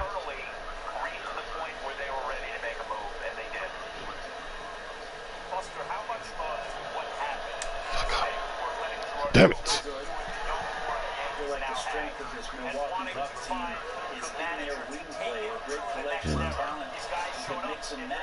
Get that.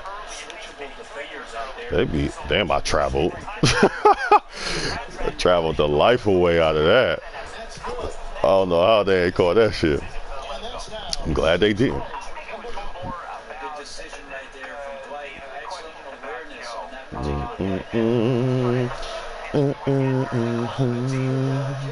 Get that shit up out of here. Let me get that shit. Oh, got it! Boy, these handles, I love this game's dribbling, dog. Oh my goodness. Fucking outrageous. Let me get that. Damn it. Hold on, let me get that. D. Howard hot. That ain't common. Let's go ahead and hit this pick and roll, big fella. Go ahead and roll to that cup, big fella. Fucking hate you.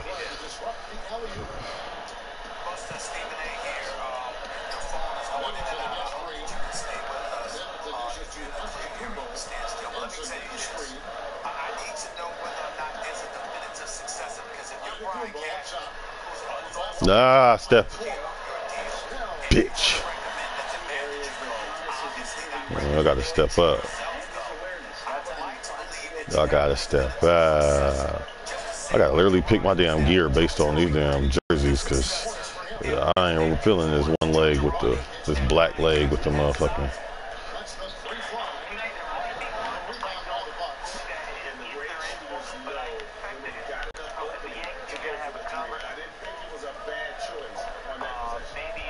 Go ahead, Kimba. Go ahead, Kimba. He don't want none. Oh, God. There you go. I tell you, he don't want none. Woo. Right back. Right back. Right back. Right back. Come get the outside. Let's go. Oh, my goodness. I wish you would pass a damn pass when you press triangle. It's supposed to be a lob pass. Wish you would do an actual lob, not a alley-oop, just a lob above niggas, so that the tall motherfucker can get it. Shit, Joe bum ass. Let's go. Good shit, Kimba. Let's go.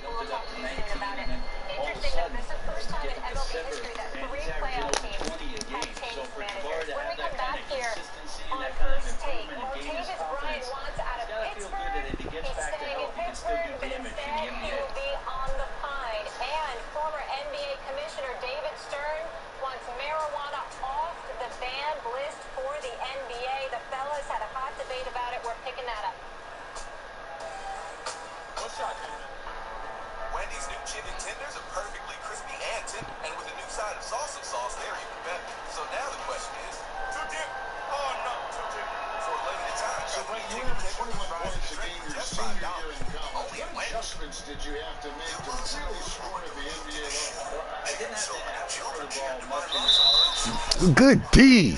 No easy shit.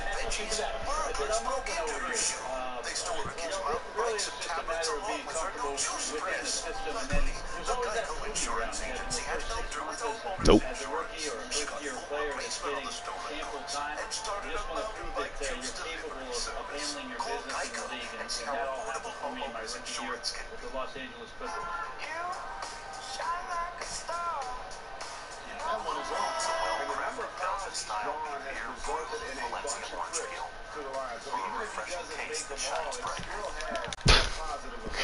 Y'all dick riding this nigga too.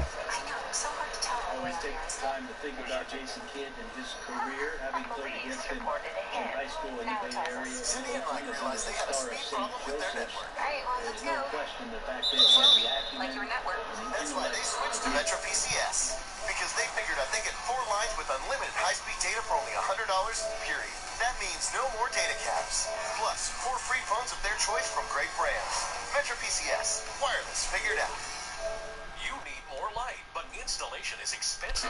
Like that. Just don't get it done. Why settle for one light when you can have 60? Introducing the Bell & Howell Light Bar. The incredibly powerful portable light with 60 LED lights. Now you can have light anytime, anywhere you need it. Whether it's around the house where you always wished you had more light, or take it outside and finally illuminate that shit. Brighten up your workshop like the pros, or take it with you to get the wide, bright LED to see everything. So I go in and say the most ignorant shit I can, so they send me home.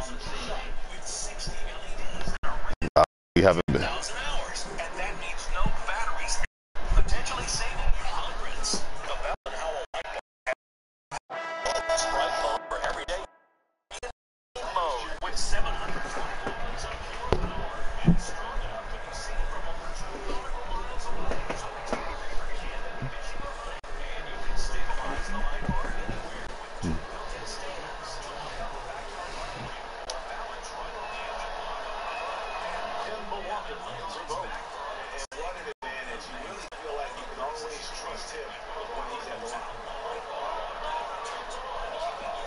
Right. Yeah, no, fuck that. Them niggas, yeah, I fear they don't pay.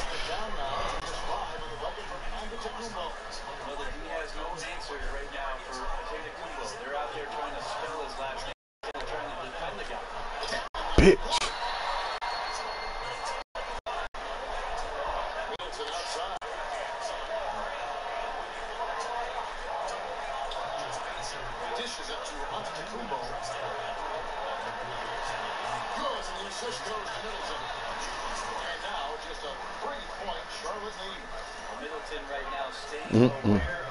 Basically.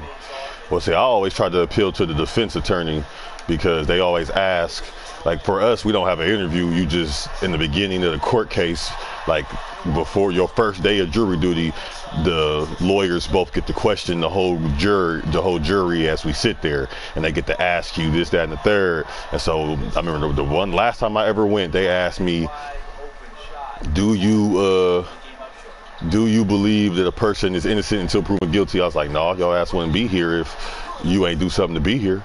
I'm just gonna say guilty and get this shit over with.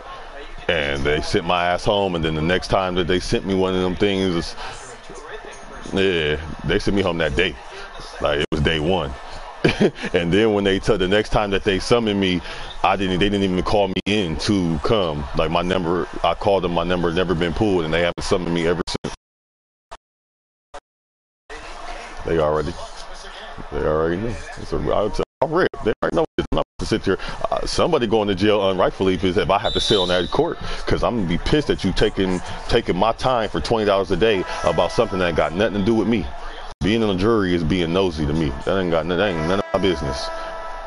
Y'all listening? I got no right to be judging these people. That you went to school to be the judge. You do your damn job. This ain't got nothing to do with me. I'm pretty sure there's a whole bunch of nosy, hating ass motherfuckers that want to be a jury. And if he a drug dealer, I'm gonna vote not guilty. We'll be there all goddamn day till it's a no contest. So,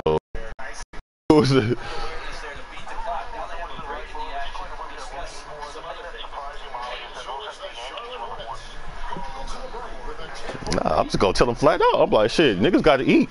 I'm not gonna put a nigga in jail because he's trying to provide money for himself. No. So either we no contest or y'all throw the fuck off. Because I'll never vote guilty on a drug dealer unless he sounds like meth or something. Yeah, you loading up the goddamn elementary schools or something. Especially if it's a dealer. I don't give a fuck who you sold it to. Nigga, I would never vote guilty on a weed dealer.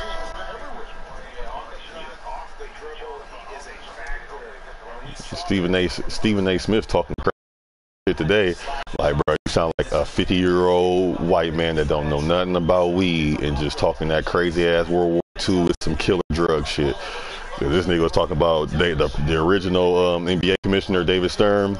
He had to he had an interview recently, and he asked him, basically in the interview, he was like, yeah, I can see the NBA removing marijuana from the ban list, because if it's legal in your state, who are we to say that you can't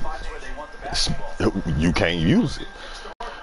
Or who are we to say it's illegal? You know, so Stephen A, he goes on his little self-righteous tirade, you know, blah, blah, blah. If it's stupid to use it and for recreation, I don't want to see niggas. I've seen it already. I'm not going to throw nobody under the bus, but I've seen players on the sideline high, don't listen to what their coach saying to them, And Max, there's very rarely that I agree with Max Kellerman, but he like, I mean, I don't not like him, but I just don't usually agree with some of the shit he said.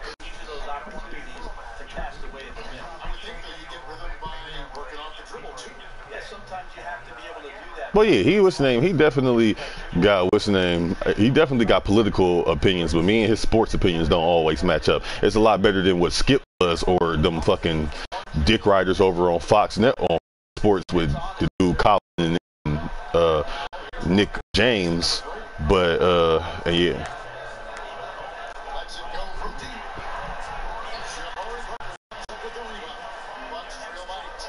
Yeah, that's probably Colin Carhart. Or I said the most notorious is Nick James. His dick riding ass look Mexican. His real last name is Wright, but I call him James because he clearly has to be married to LeBron for all the glory he gives this nigga. So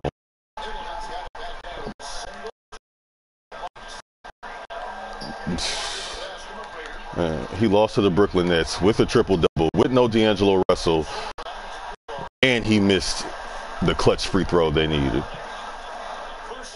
Well, he missed the second one on purpose because he missed the first one. So either way, they were because he missed the first one.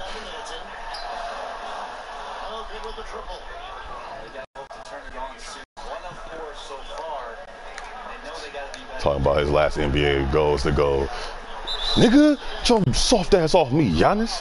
Freak that, nigga. But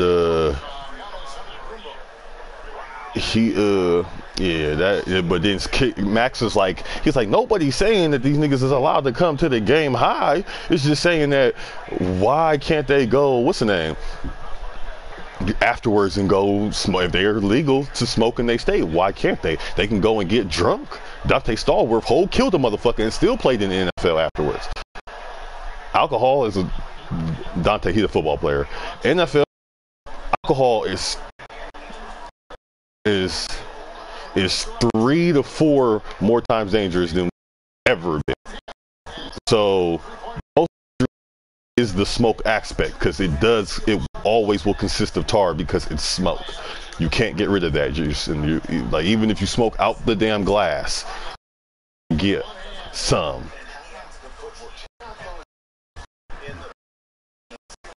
I definitely think. Shit, that is the grind.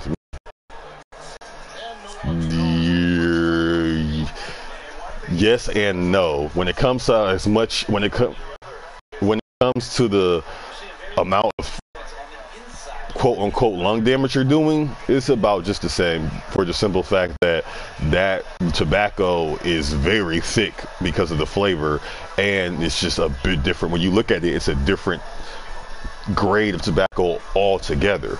So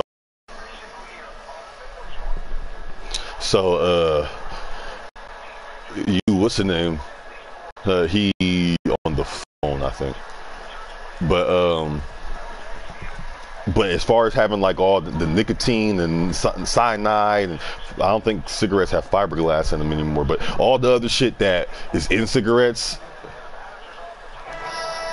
Oh yeah, I think Newports, like in the filter, it was basically, so when you ever heard of Goldschlager liquor? It's like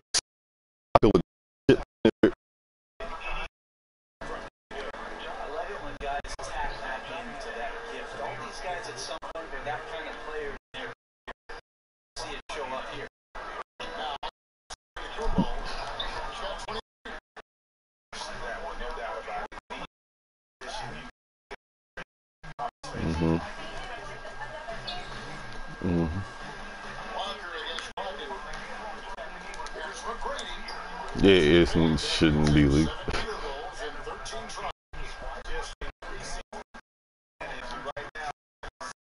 Yeah, I mean they're basically like vaccines. They have enough of it in it not to kill, but get its point across. And we all know about vaccines anyways, but just in general when it comes to cigarettes, because I mean initially tobacco was nothing more than weed. It just, what's the name? Niggas used to would get to go into tobacco fields, tobacco plants, roll like them cowboys, Tom and Jerry and shit. Used to roll that motherfucker up in a little joint paper and keep it pushing.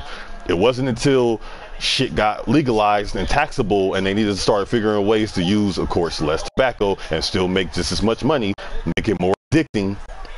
So how are they going to do it? They put like the reason fiberglass was in it is for the same sugar has little pieces of gold bits in it. Have you ever drank gold Slogger before? The reason it has the gold in it, yes, you drink it. Actual real life gold flesh. I don't know what it is gold that we can digest without destroying our insides like every other metal would, because now there's like all types of 5-star restaurants that cook with gold shit. But you can digest the gold. Therefore, when it goes into your system, it cuts.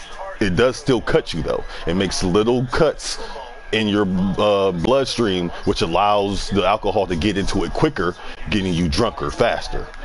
So that's why Goldschlager is a thing. Fiberglass, same concept. Cuts up the throat, gets that high, more intense, more minty.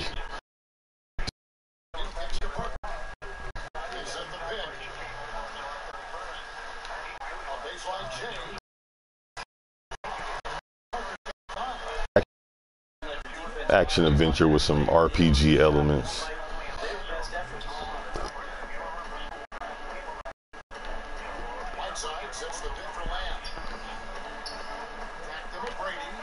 Yeah, it's definitely gonna still be action adventure.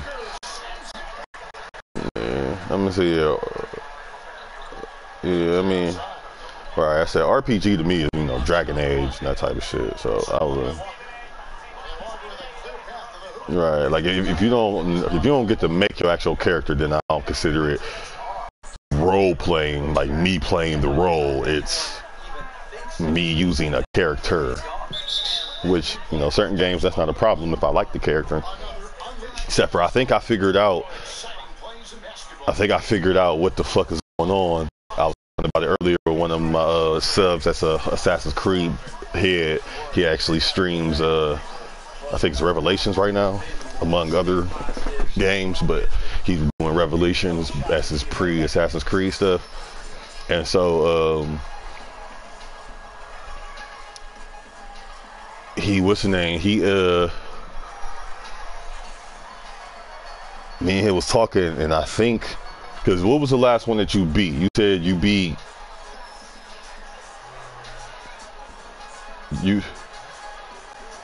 Black Flag, as far as storyline is concerned, not like 100% completion. Did you beat Connors? So you seen what happened, like how Desmond died and shit and all that?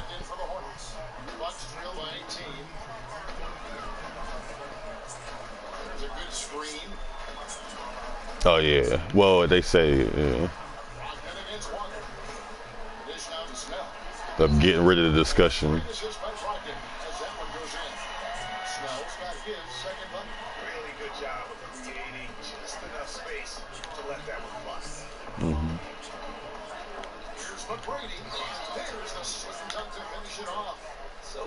Right, yeah.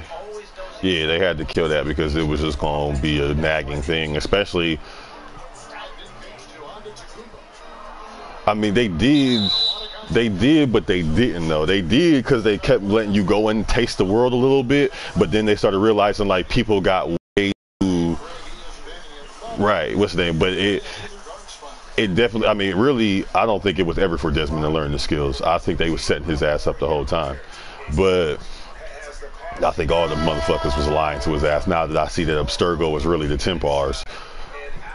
But I think that, and okay, so you remember at the end of Well, with that whole thing, like I said, in the notes in Black Flag, you see where basically they openly say we will not go into the first person because the concept of these games are about historical value and free running and moving around and not guns and cars. So if you go in the future, Takes it off the glass. McGrady's got 27 points. They are very comfortable running their offense through Walker. And you can see why. Drops a sick dime right there. That pass was right on the money. Now, here's Antetokounmpo. 25 points in the game. Oh, boy, a lot of contact there, but he gets the call and will shoot two. With the break in the action, let's show you the teams with the most second-chance points last year.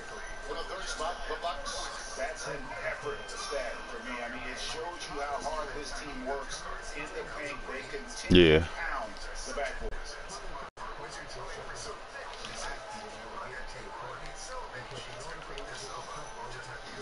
No good on that. mm-hmm.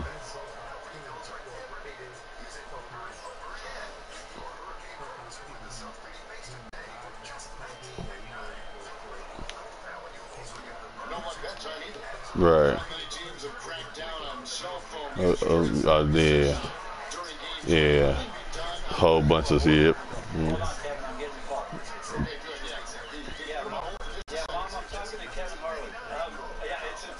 It's a different age. I don't think the league, Kevin, can do anything with regards to how players use their mobile devices. That's up to the team and how it is a coach make sure that the demands of what your practice schedule is and your game schedule and your attentiveness to those times that you need to be there, that takes precedence. And Howard with the second chance points. Howard's got his first 2 points. Well, we've seen that movie a few times, haven't we? An easy bucket in the paint. Bucks trail by 17.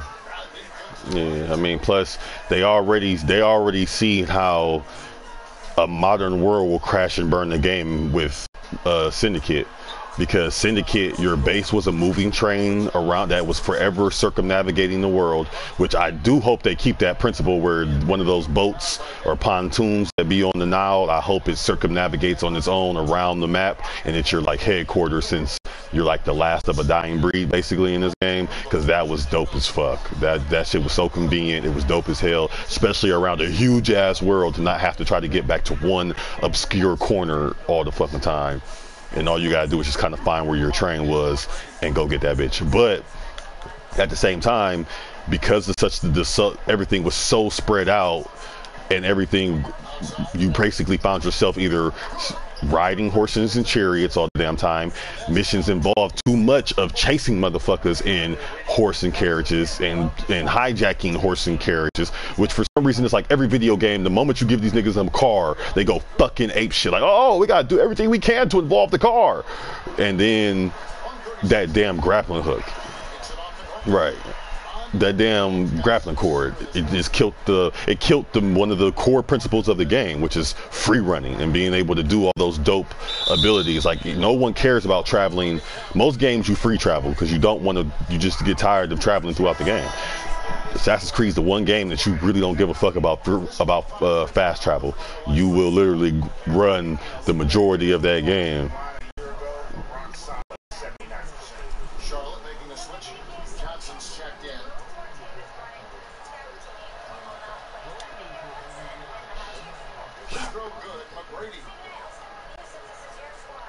Well, it ain't even that. They just you got time. It's all about time. It's just like I said, bro, you really got to go back and you got to really go back. It's like the fact that you didn't beat, nor did you get all those secret documents, because everything that's inside the Abscurgo is literally giving you a look into the mind of Ubisoft. Basically like, yo, you're our fans. We're going to give y'all some transparency so y'all get the fuck off our back.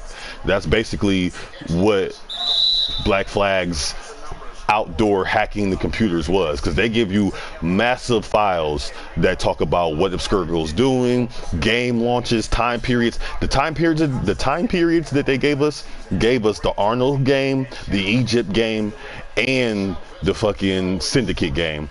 And then in the Arnold game, if the Last Kings DLC, you find the Apple of Eden inside this tomb, and Arno tells them, send this back to the headquarters in Cairo. So they instantly hit you with the, yeah, we're going, the next game's in Egypt. You just didn't know that it was going to be the very beginning of how the headquarters was set up, and not, oh, let's see what we doing in Egypt around the same time what Arno was doing. So that's why I've always been, every time we get into the conversation, I'm always like, bro, you just got to trust Ubisoft and give them their time, because most, like I said, they probably doing something because of the fact that the old games don't translate to a realistic time period. If all, like you said, if all of the niggas, if this dude fights like Connor or Edward, it will be a failure. He can't fight like them. But to have a real overbuild, it's going to take more than a year to rebuild your entire system. The one thing that Ubisoft divulged inside of Black Flag and them secret documents that you had to hack, and then they also reiterated the next year during it was called Victoria at the time, but the Victoria reveal, which is Syndicate at E3, they told everybody that the God damn it. Oh shit, he made it. Alright, never mind then. I take that back. But the fuck was I saying? Yeah, the Victorian inside the notes. There's something that was something in there they was telling you about what was gonna happen. Oh, they divulged that the reason every Assassin's Creed kind of feels different and may look different, graphics might be different, and it actually was displayed in the most craziest way possible, which I think it was Black Flag. It was either Black Flag or Unity, which, remember the one had that first scene where you actually were like running through a city as a Templar or something, and you had to kill the motherfucker with this big overhand weapon and shit. Every Assassin's Creed is built by a different studio. Like every single one is a different team. The same people that did Revelations didn't do Brotherhood. Brotherhood didn't do 3 didn't do Black Flag. Black Flag didn't do Unity nor Black Flag team did Syndicate. Neither one of them motherfuckers had anything. No, what's his name? No, it's a whole new guy who's actually an Egyptian who knows all about his history and stuff. No, the whole team is different. Like every team, because you can't have one team. You can't have the same team working on 2 projects at one time. They've been building this game since Black Flag ended.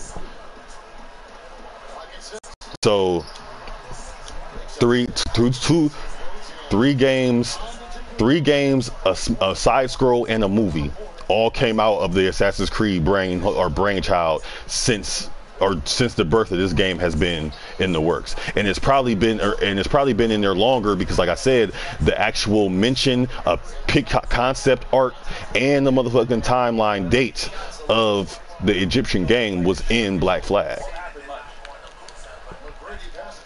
So they've been working on this shit. They probably just didn't have the technology, the weapon system, the historical advisors and everything that they needed to put the game up properly. Exact reason why the damn Asian games are taking so long, and they're not putting it on the real platforms, because they know damn well they got to give us a new experience. It has to be a different world. You got to get a lot more into that Naruto, Crouching Tiger, Hidden Dragons moving type shit, where you're fluttering on leaves and trees and building tops, because you're not going to have all these dense ass cities and shit.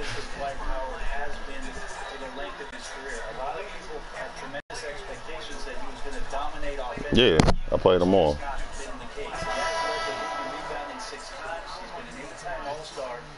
PJ did. PJ.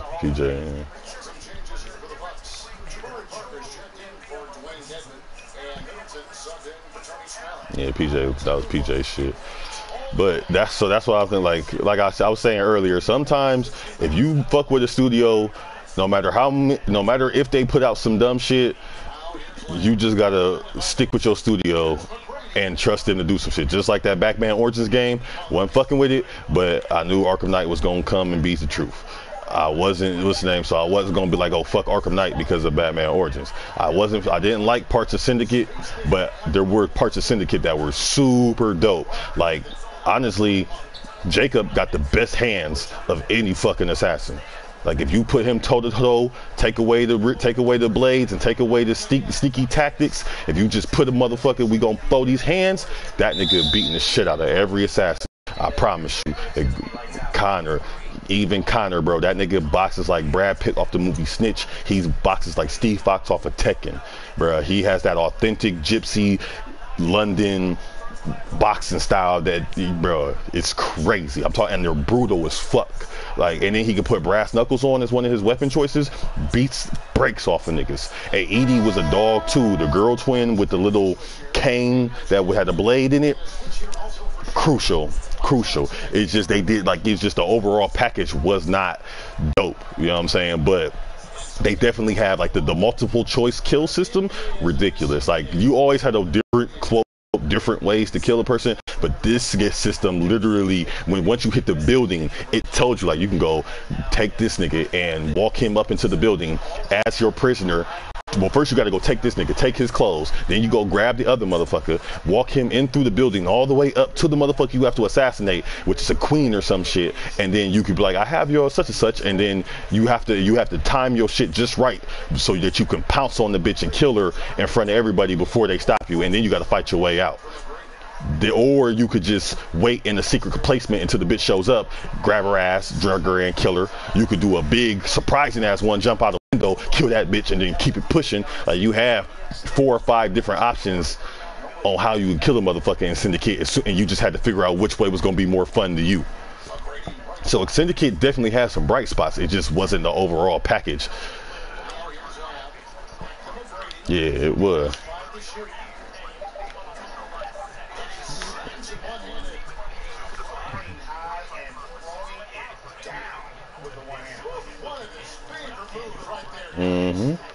Yeah, because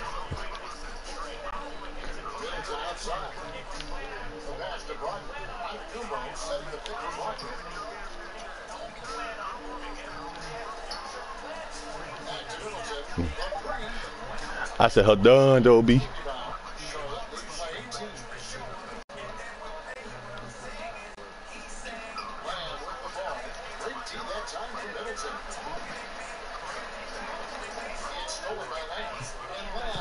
Everything new on this one, bro.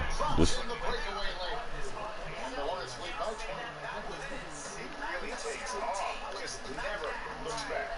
by the time anyone even thinks of chasing him, he's gone.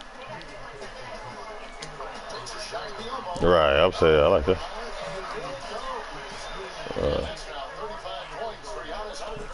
Man, one of the dopest things in the world about motherfucker.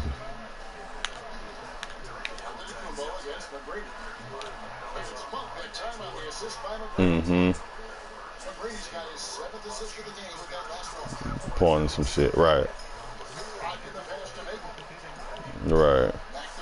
But that's the thing though, they also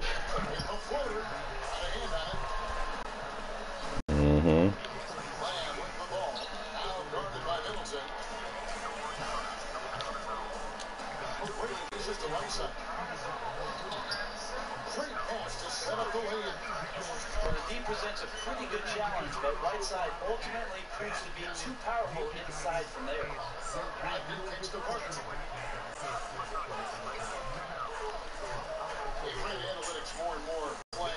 Yeah. It's probably going to be like the parry system.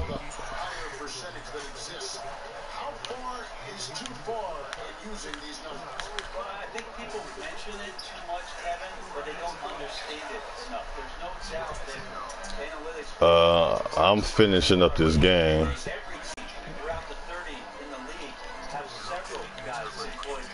Yeah, they came back. Yeah, they came back like a motherfucker. That boy Kuzma about to be a beast, dog. When look, you was going way too hard, nigga. You just muted.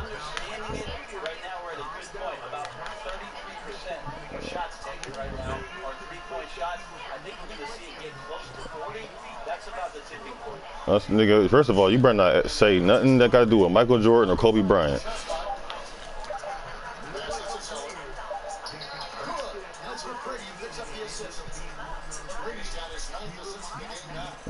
You don't remind me shit of Kobe. That nigga just, he's,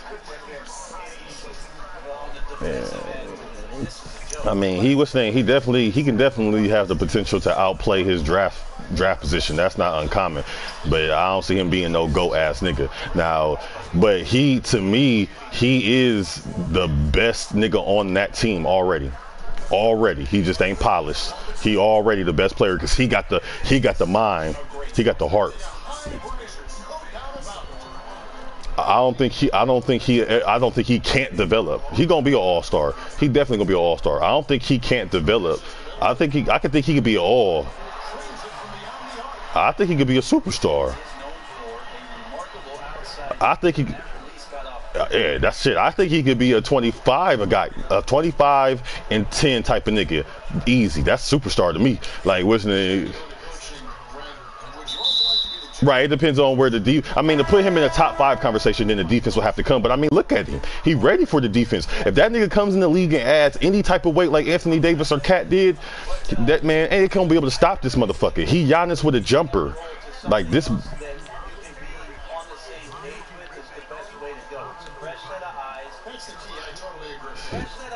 See, that's the thing. People got to understand this thing about Lonzo. Like, what you get from Lonzo right now is what you're getting from Lonzo. Like, people expect that. If people think that 29-point game is Lonzo, they're going to be sadly mistaken. He only averaged like 16 points in college.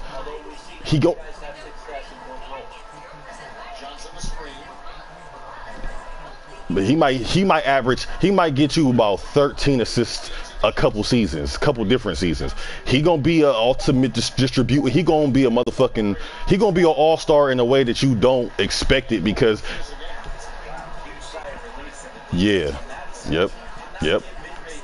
exactly. That's why he not gonna light it up. He not Steph Curry.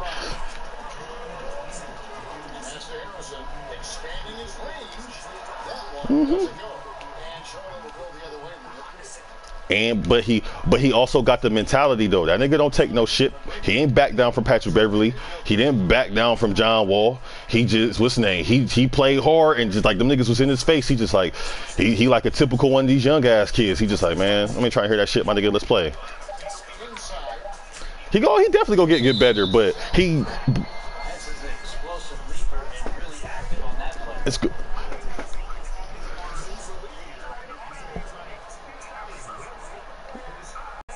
It's not. It's the hype train is just making people want more than what he can offer. That's what the problem is. The hype train got him coming in as a Steph Curry because you heard these names thrown around. He's already been beefing with, his dad has been beefing with LeBron and Curry and the top niggas in the league.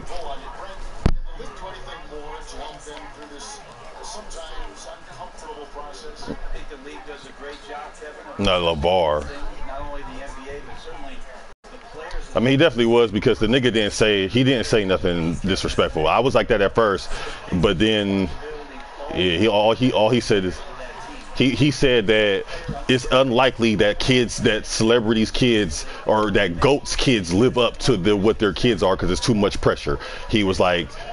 Right, he was like Jordan's kids was whack, somebody else's kids was whack, and he said it's a high chance that Shaq and Bron's kids are whack, and that's when nigga Sharif Ox.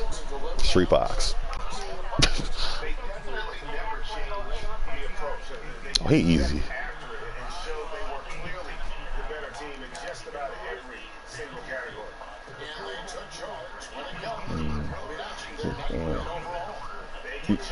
Yeah, I'm pretty sure his kids are gonna hate basketball. When you look at the huge impact he had, just a monster game for the kid. Well, a consistent intensity is what he brought to the floor here. He hit the glass hard, and he came up with a ton of rebounds. I mean, his daughters is different. His daughters didn't care about hooping until just when that nigga retired. When he dropped 60, he said when they dropped 60, that's when they was like, oh, damn, Dad, you a beast? We ain't know.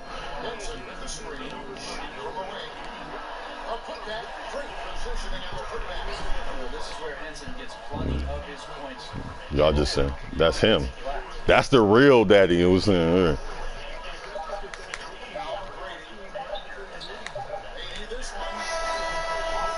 Right, but his girls is already what's saying, so they have their chance to where if they really train with Kobe and be on his mindset, they will dominate women's basketball. They will.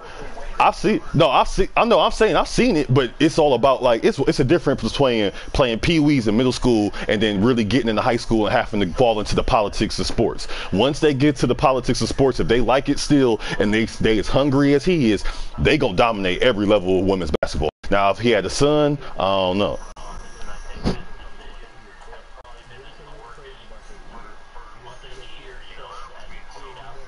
Right. Yeah. Right. Yeah. Don't. That's because Brian. That's because Brian picked them battles. Oh Jesus. I'm like, nigga, we didn't say that. I think. Yeah. Yeah. So I went to school with Ron. This is y'all talked earlier. He's the one that was telling y'all I'm crazy as hell for real. The one that was. I know, but I'm saying when he's the person that we was having that conversation with.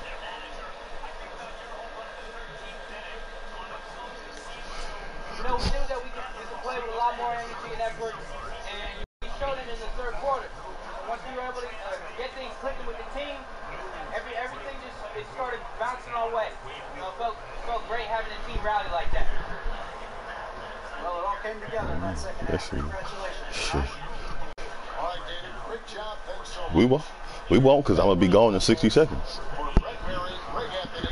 This is Kevin Hall along with our 2K Sports Group. So long, everyone.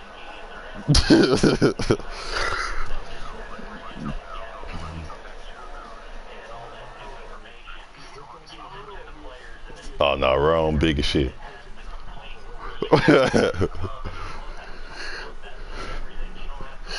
But yeah, Brian, he just, that boy pick and choose them battles. But I mean, honestly, now Bryce, I don't think Bryce really care about basketball. The youngest one, Maximus, I don't think he give a fuck about basketball. Now Bronny, yeah, Bryce, little Bronny, I think Bronny. To me, it's just all about your mentality. Once you become a grown man and you realize my dad has more money than life can buy, or I could buy life with the much money this nigga has, because you can end up, y'all, because the nigga Snoop, my nigga Snoop's son Cordell, they know that nigga, he quit UCLA altogether, the school and the motherfucking football program, the week before before camp to become a fucking model, and now he doing Fashion Week and all this type of shit. Yeah, that's what I'm saying. He gave that shit up off the rip. Exactly. It's a fun for them.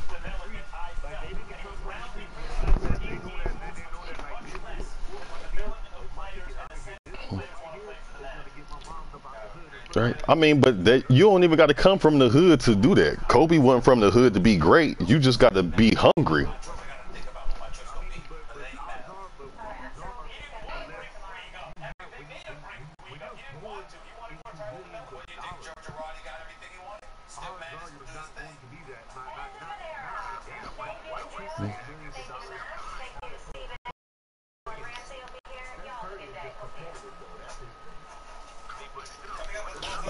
Me, P, Omega, and Rome. What up, Bats? Right. Competitive. He was hungry too, though. He was an underdog type nigga.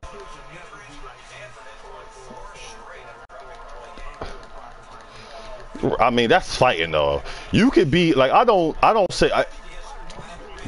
But look, I'm gonna say, look at Layla Ali. Hey, Layla Ali, she duplicated her daddy. Like to me, it's a personal. And now it's more likely that they won't, because at number one, the restrictions and strenuous shit that at the restrictions and the stress and all that type of shit that's put on you as an athlete, they don't give a fuck who you are. They don't give a fuck you Jordan's son, Bron's son, Tim Hardaway's son. It don't matter. You still need to produce. You still need to work out. You still need to do this film. You need to do everything. And if anything, you need to do that shit at a higher level than everybody else because you got the NBA DNA. So they even for Cordell, like, nigga, your daddy was an athlete. He loved sports. He loved sports so much he started his own youth football league, and he was a dope ass wide receiver and quarterback in high school. He just only weighed 120 pounds his entire life, and he started gang banging and rapping. What's his name? So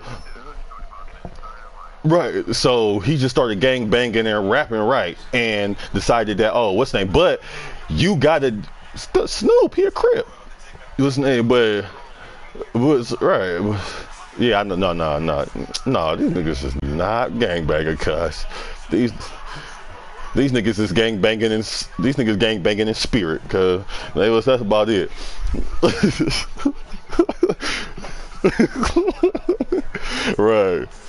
Right, yeah, exactly. Y'all cripping by what's name? He like an OG Crip. He show up and go talk to the police when they need to calm down some shit. But right, get Snoop, cuz we try to get this nigga out. Get Snoop. But right, exactly. But when it was name like him, even still though, it got to the point where, like, nigga, you've had all the finer things in life. You've been to every top football camp. Your brother was a top quarterback. He just didn't have the God-gifted height that you do. He was named. So you've been playing with elite quarterbacks your whole life. Your high school year, your daddy moved to Vegas so you could play for the number 2 school in the nation who had the number 1 wide receiver in the nation to you being number 2 wide receiver, so that way you could have just as much exposure as he did, because y'all was playing on the same motherfucking competition. They were gonna expect double out of him, and he was like, why? Fuck that, nigga, I'm rich as fuck. He just didn't care. He didn't care enough. And it wasn't about him because he a model. It ain't easy to be a model neither, but this nigga already doing Fashion Week because of his exposure. But then you do it one time and you're good. Now that nigga doing Fendi, Givenchy, all types of shit.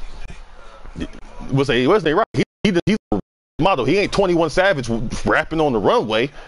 He ain't Kylie Jenner get to wear a little piece every once in a while. This nigga been to Paris, Japan, and California in a 3-week span. What's they like doing on shows, multiple big time couture designers. He ain't doing shit, you know what I'm saying? He doing the big time niggas. His exposure got him there, but he still does a good job at what he does now, and he used his exposure to get there. Yeah. You out here eating, right? You out here eating. Shit, you out here. First of all, yeah, he was salty at first. We were saying, but then you also at the same time you making double the money you would be making these next 3 years, and you might make more in these next 3 years than you ever made your entire NFL career. Because who knows how good you was gonna be in NFL, right? At all. What's good?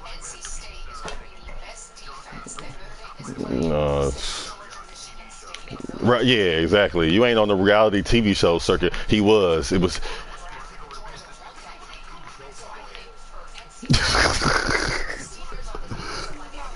He should have kept doing, but it was. They said it was because of OJ Mayo and Swaggy P that he left because he wasn't getting no burn.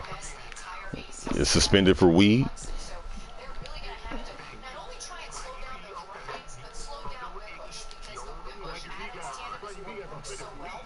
No, OJ Mayo.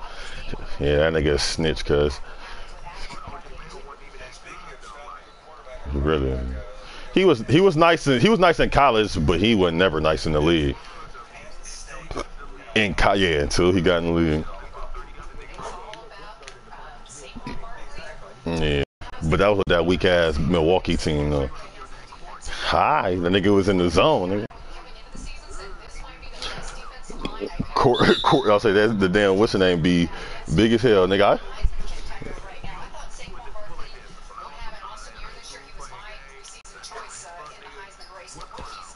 Exactly.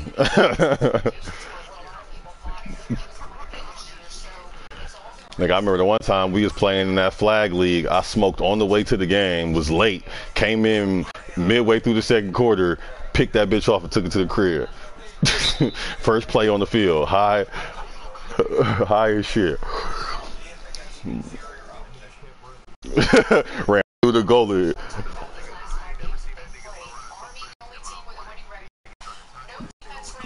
Oh, yeah.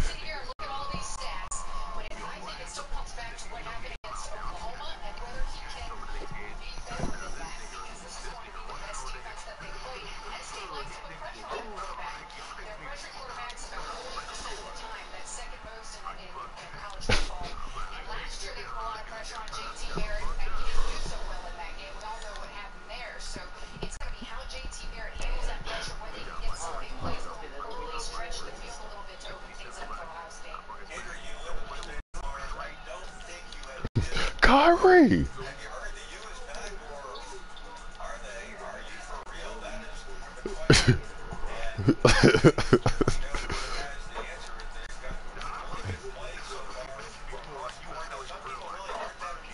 Most likely.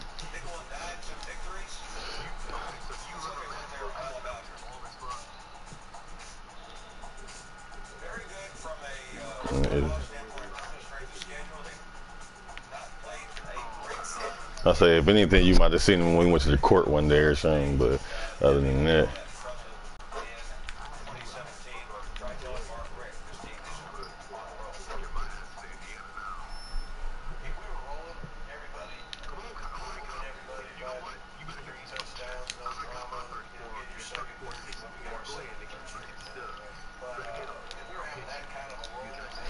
Damn it.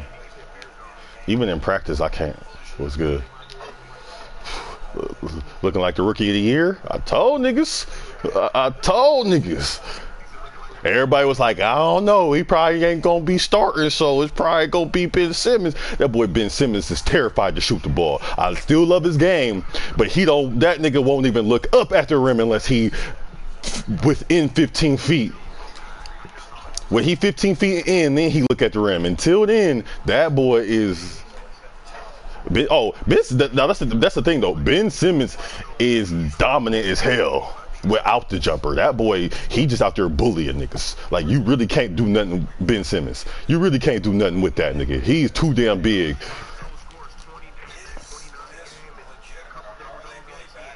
Nah, he could, and if he do it, then he gonna get it. But yeah, I'll say, yeah, his daddy done fucked up his point production for the whole year. Like, niggas is not gonna be giving him everybody gonna make perfect rotations on that nigga. Ain't gonna be no wide open, I forgot jumpers. They gonna be giving up jumpers to the best shooter on the team before he get a wide open jumper. It's just all about trying to not let him score.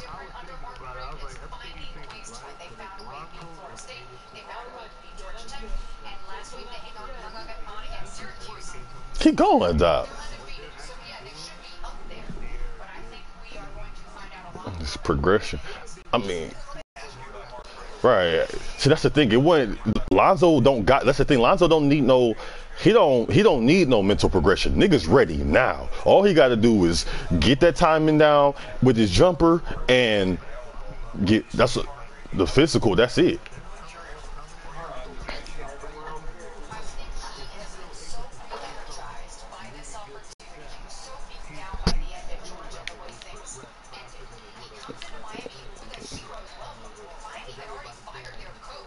I mean, I think it was gonna progress. Yeah. Right? Yeah. He knew it was coming. But I'm saying, I'm saying I don't think the nigga wasn't gonna get better at a fast ass pace. No way. Like, I think that nigga was about to get good as hell before the All-Star break. Like, easy. Like, just the way he acts.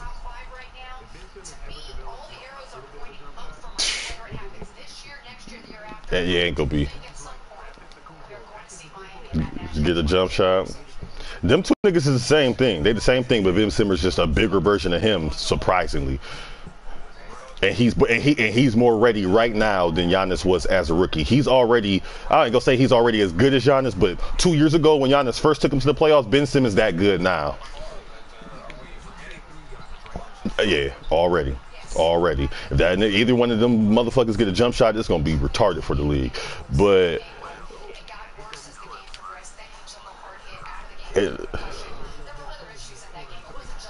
yeah, some.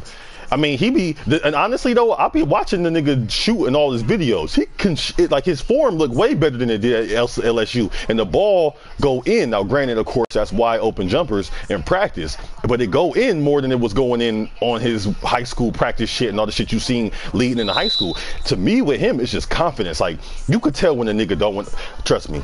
As an Oklahoma City fan, you can look in the nigga's eyes and see the fear of God when he get a wide open shot, like how Andre Robertson is every time the ball touches his goddamn hands, and niggas start to walk away from his ass.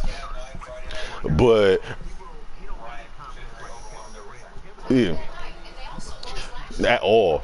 When you come in the league and you talk about you can't weigh 135, yeah, I can't, but I can lift this ball. Then you pretty much know that nigga ready to come in this bitch.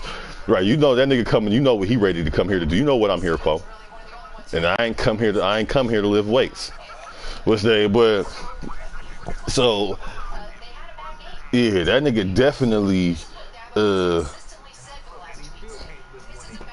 still can't. Right, but he the finals MVP here. And that nigga toss your shit 3 times in one play. Right. Big snake ass. But he was. I mean, he would need a special bench anyways. Like for real. Right. Shit, you can lift 150. I can score damn near 150. Nigga. All right, bro.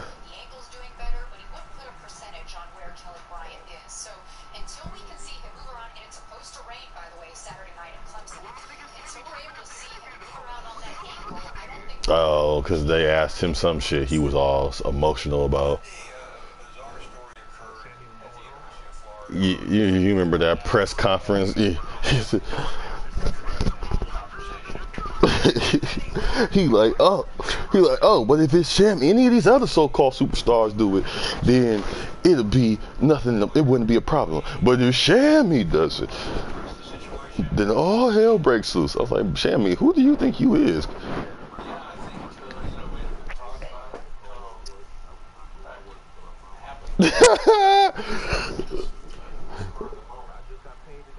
Oh hell yeah.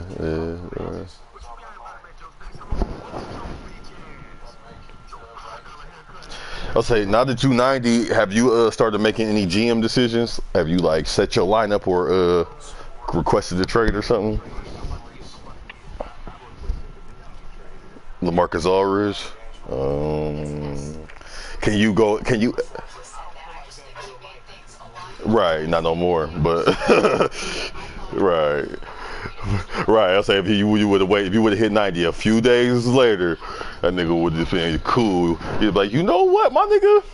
I don't even think it's that deep. I'm telling you, all you got to do is just do the dumbbells. You trying to get swole? Do the dumbbells. But they broke though. You don't even got to get them right to get credit for it. Who the fuck this? Yeah, that's how I do. That's how my nigga getting swole. It take a nice ass amount of time, but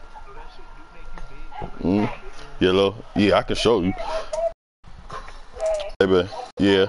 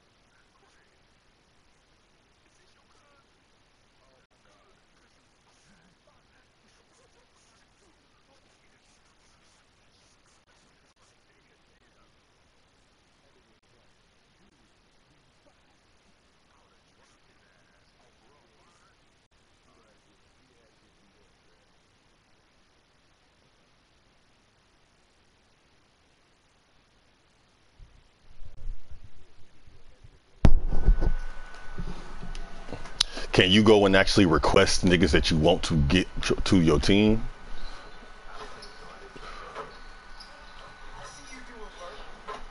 All right, for sure. Yeah. You know, I'm always up for it. Yeah, because I'm just trying to get a couple niggas. I don't care who they trade off my team to get the niggas. God damn it.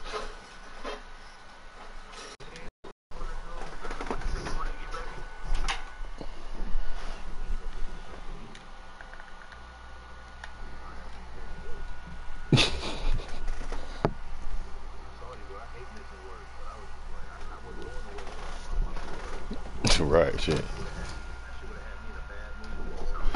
Alright, you wasn't gonna do shit at work, no way. You been sitting there thinking about where the fuck you're listening at.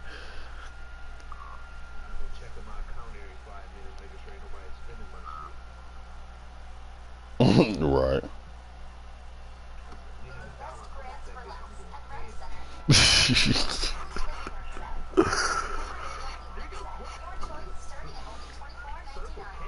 Right. Like, oh no. Oh, you know. Call straight to the bank. I got fraud. Maybe sir, dollar does not consist of fraud, but we will shut your card off. Well, while you shutting my shit off, make sure they know it's fraud.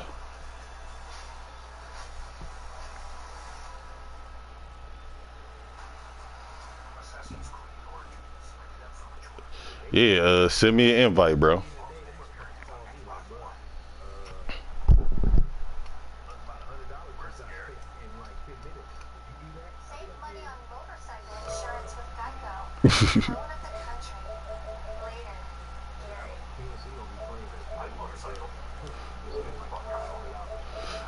All right, yeah. Like, is this you?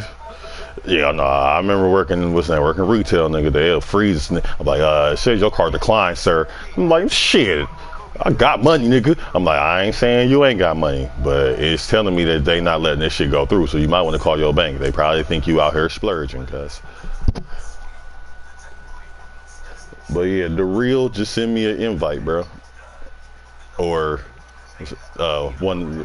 somebody in my what's the name in my stream? Nah, his name The Real. His full thing is The Real 2K GOAT.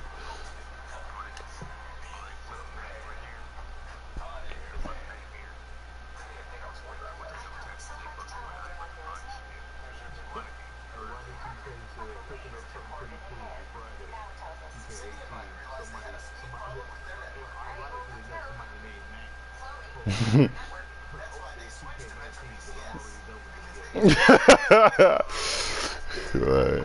I know they said the new patch is coming, so that's what I'm waiting on. Courier. Shit, my shooting cool. Just leave that shit alone how it is. I'll say I ain't had a problem since day one, honestly. I just had to find me the jumper, and then obviously put the stats into it. Mm-hmm.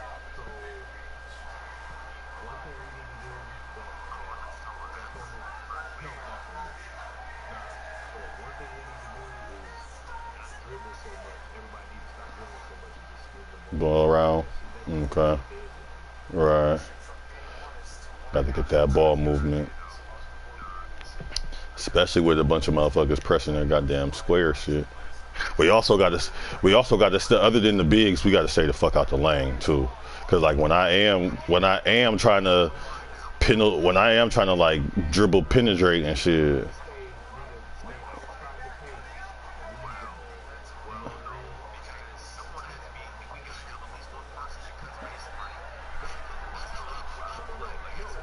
Yeah, that's cool.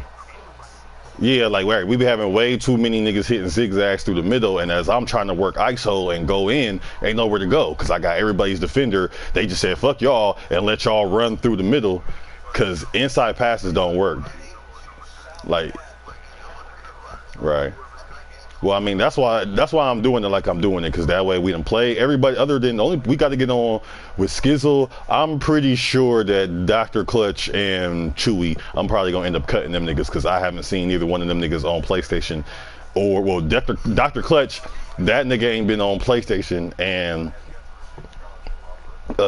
Chew, he been playing everything but 2K. So ain't no way they gonna be ready come November 5th. My nigga Markel, he already bought his VC, so he should be up to go. It's just how often can he have time to play because of his job and his girl.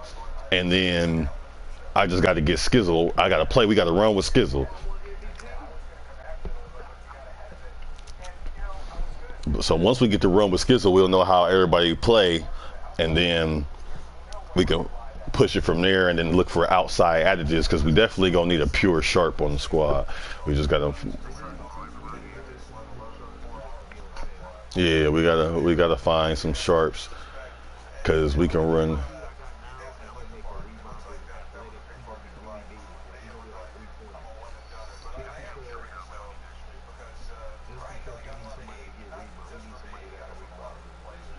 Right. I said,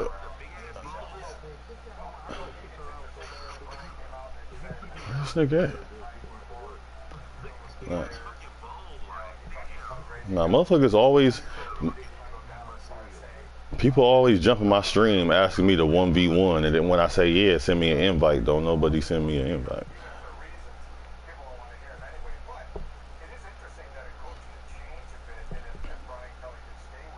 But yeah, but I mean, that's what I've been doing too. I've just been, you know, picking up a bunch of details from how the game's play. I mean, granted, we still haven't been able to run a real 5-man team. And right, I said we've always had, hell, most of the time we don't even got 5 real humans. We got 3 people, a random, and a goddamn computer. Yeah, but the one time we did have 5, shit, don't, yeah, you already know. I'm ready to run whenever.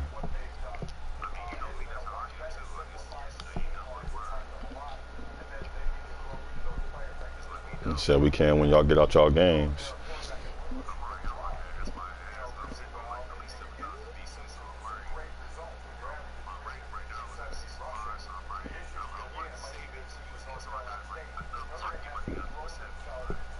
Well, I mean, if you want to, if anything, just save that here too.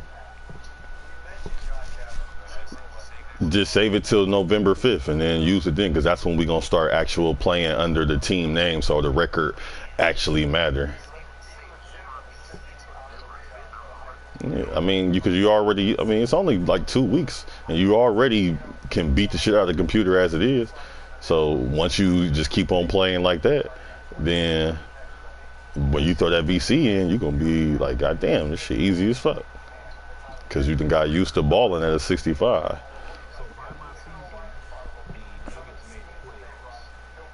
Yeah. They probably gonna be higher than that in real life, for real. Nah, yeah. 8 of them things. Hey, what's the name at? There we go.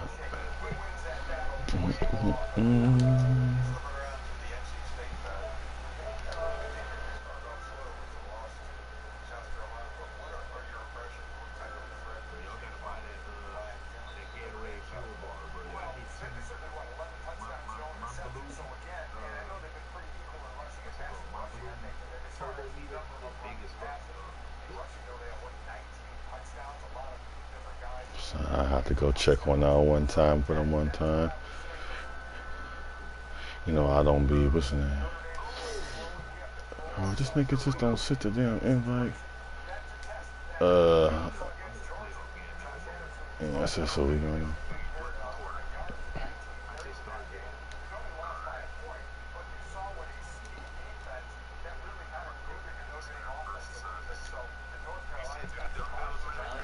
Yeah, do the dumbbells and do the squats.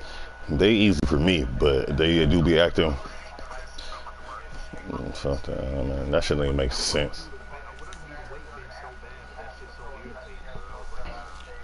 That shit don't even make sense to me. It don't, and then the ball move way too fast. Like niggas be over emphasizing how difficult we want things to be. Like I swear they be sitting there like, yeah, they'll get a kick out of this. Like, no, nigga, I just want to go. No, you just keep tapping X and then hit R2 and L2 at the same time. Yeah, you just keep tapping X and then hit R2 and L2.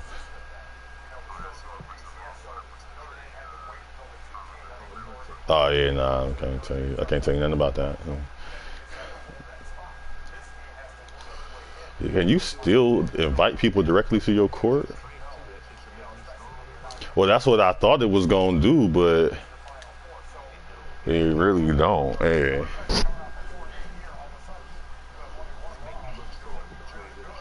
Right. Like they did some goofy shit. Like if you listening, if you notice, they take away the what's this shit called? They don't give you a stat for free throws and they tie it all into the badge. But then they give you a strength stat to where that's your strength instead. But then they give you a workout room where they don't do nothing for your strength or stamina.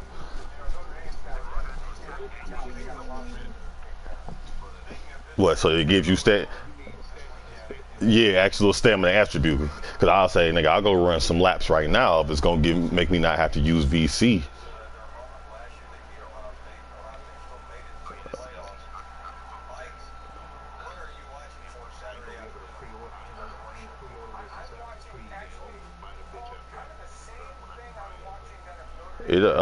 I think it come out naturally on Tuesday. Well, no, tomorrow is early release for the pre-order people. Yeah, so it naturally comes out. But I mean, honestly, it probably still could. Like, I be thinking that shit is just a play on words, because if you still buy it Saturday, that's still pre-ordering, which means they're gonna let you download. Yeah, they'll let you download it right away.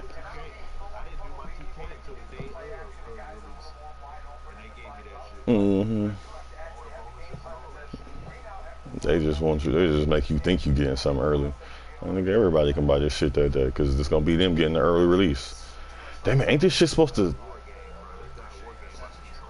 Yes, it is.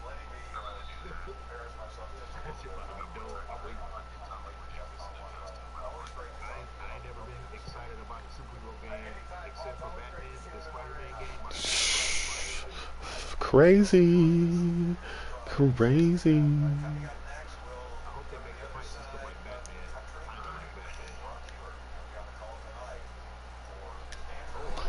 Oh yeah, I think it'll be similar. Shit, the game felt like it. Well, just watching the preview, it felt similar. Mm-hmm.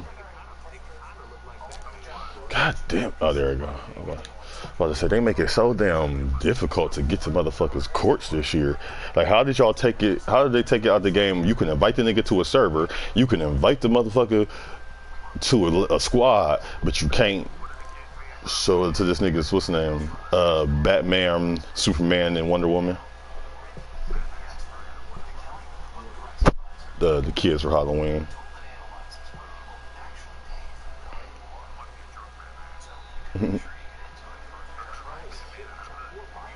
Alright, for sure. Well, I said me and my homies in group, we about to run anyways in the pro end.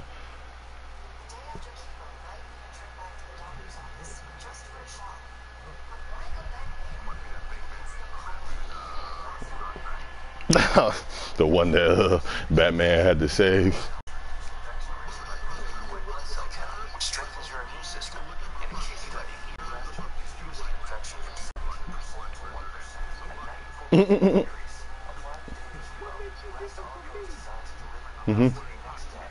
Right. Like, nigga, my shit is suited to catch a bullet, cuz yours is suited for you to catch the bullet. Yeah, I know, right? Oh.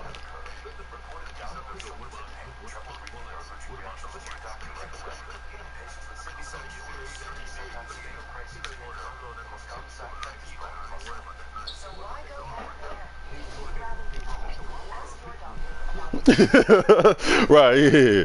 Right. He was like, shit, how trill is we talking?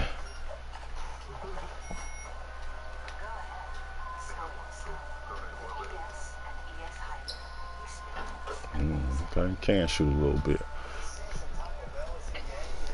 I don't know why they took away the take it in a one-on-one.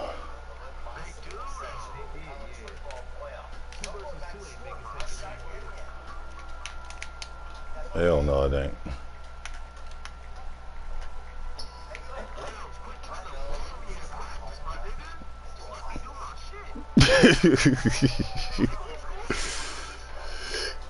That nigga Shammy dog, that nigga the greatest alive in practice.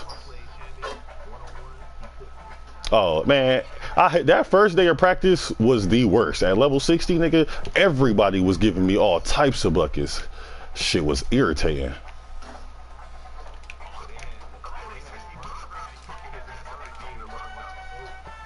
Yeah, I was cool once I got to like 65, got a little bit of strength and speed on me, but when that motherfucker was first, when I first came in the game, man, he was so fast. And man, I did one-on-one, like, yeah, that's my drill. I love that drill. Damn. Man, what? No, it wasn't even, because I'm a small forward, so it wasn't even Shammy in that drill. It was, I think it was Kelly Oubre. That nigga was giving me all types of work, guys. Man, what? Kelly Oubre be going ham, cuz. I fucked with my nigga, dog. What's his name? When we was rocking with the Wizards, I used to be happy as fuck that this nigga was, what's his name?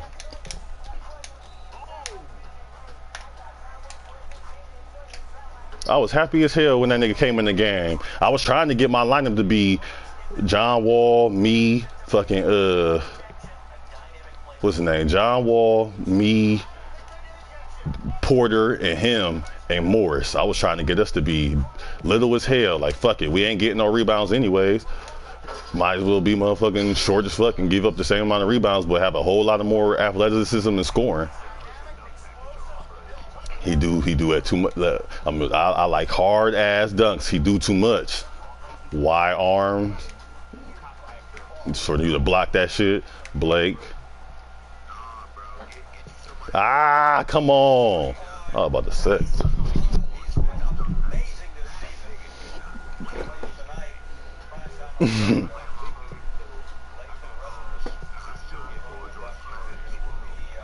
Should I get Shaqs? You gotta have what? Oh, because the animation. Certain animations, you got to what's that? Ah, give me that. Yeah, it's all about your dunking. You gotta look at the 3 dunking stats, because they get to, if it matters if it unlocks, like if it'll unlock for you or not. Oh yeah, easy. This character is both my characters together.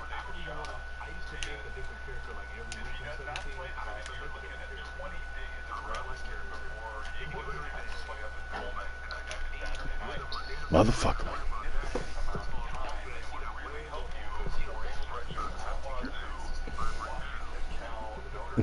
Yeah, I mean, this nigga, like, cause my sharp was beastly. Cause my playmaker, that nigga was a god with the handles, but it was like, what's good being able to cross a nigga if you can't hit the jump shot? And then, right, man, you know how many times that shit happened, bro? That shit pissed me off. I was like, man, I don't even want to be out here. You know me, I don't even really make multiple characters. But they had me looking like such a crumb. I'm like, man, fuck the bullshit. Right, out here suspect than a motherfucker, like.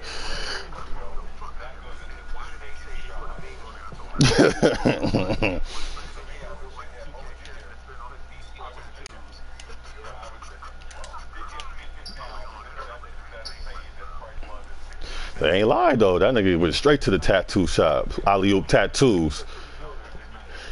He looked good in the 4th. Which, I mean, I know that's a big time and that's when the shit matters, but he all game right. For you to be the number 1, especially at the end of the day, let's be real, this is the Lakers we talk about. You can't just be no average ass nigga trying to be the number 1 option of the Lakers. He don't know what his scoring ability is.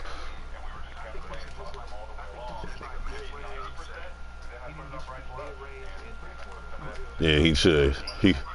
But he's so damn lanky. He want to go to the cup, which I understand it, because you was a tall motherfucker. But you not KD, because I know they told you that at Duke, and the draft stock kept telling you that shit.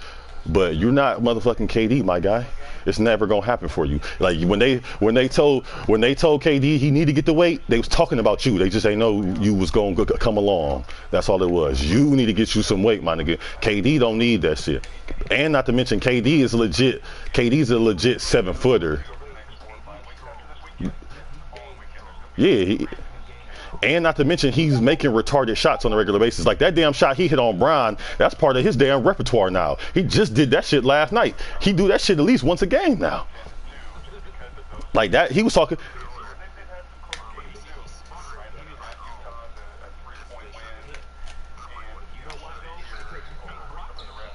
Hell no, because you can't block it without fouling him for 3. Oh, yeah, it's easy money. He's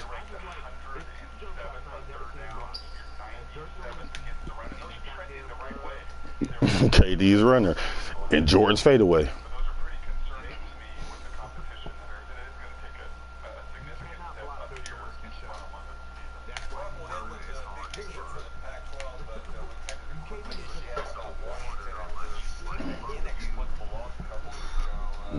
I got us a nice little guard that can shoot though. He wanted to play me one on some dude named Money Boy 1230156. He challenged me to 1-on-1 in my stream, and he said he got a jumper too, and he can handle that thing.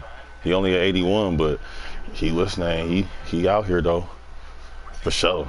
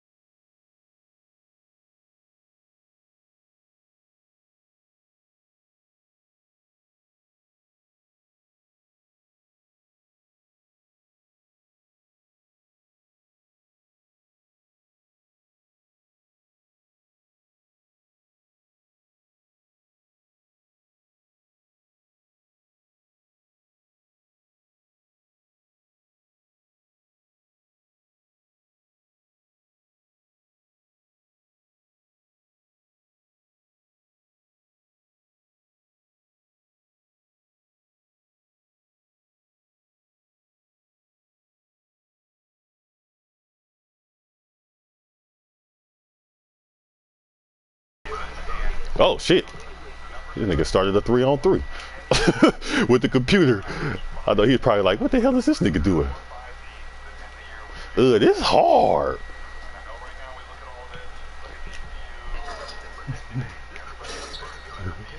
Hey, this shit raw. You can run 3-on-3 versus the computer in your motherfucking court with your homies. I'm in dudes my court. What's the name? Me and him going up against, we doing that 3-on-3 drill, full court. Me and him and Kyrie versus Paul George and some niggas from the Suns.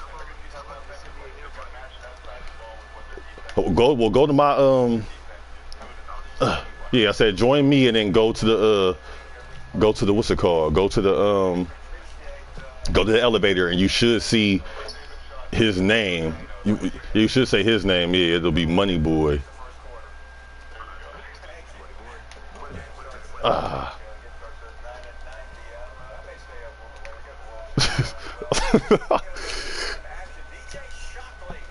come on, 2K. You know where I was going with that pass. This shit raw. I seen these always said 3-on-3, but I didn't know what the fuck it was talking about. It is. See, I got me a nice little concoction I put together. Oh, okay, I see you.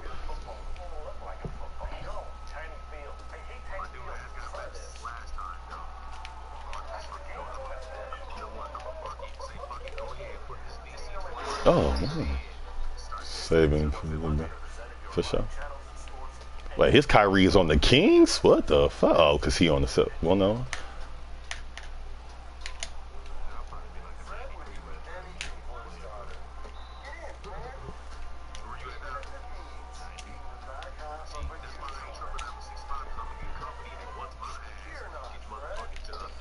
Motherfucker.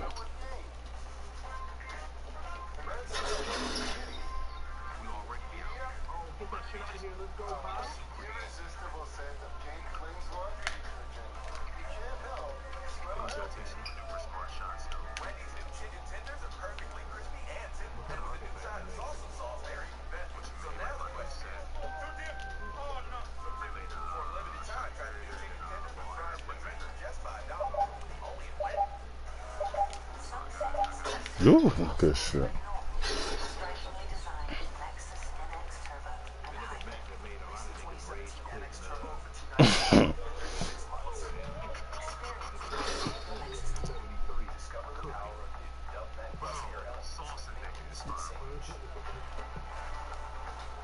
Oh, Paul George with your fouling ass.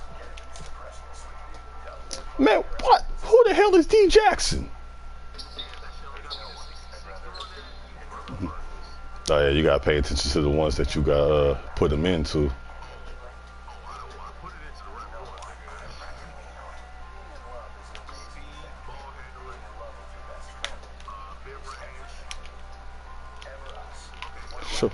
Little ass out of here, boy.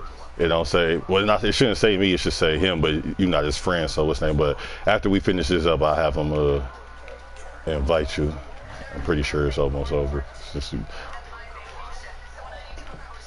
I mean, you could try to leave out and then come back in and might say it again.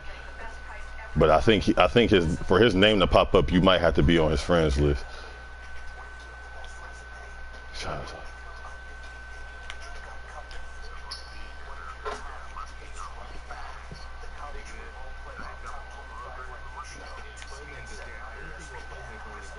Yeah, that's why I had to stick with it.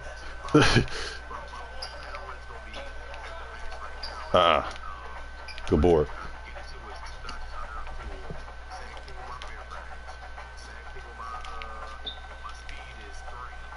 Good pull.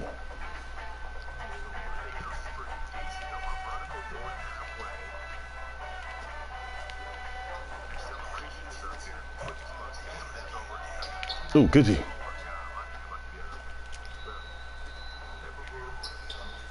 Kyrie, what is you doing?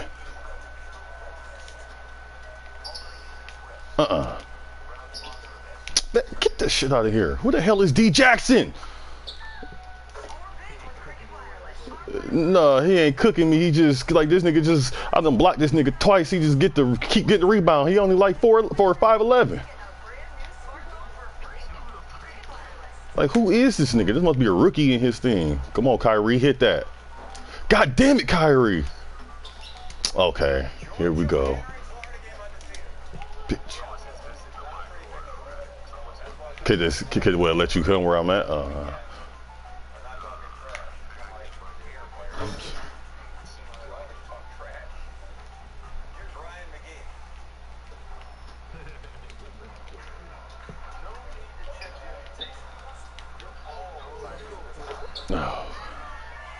Oh yeah, we closing this out right here.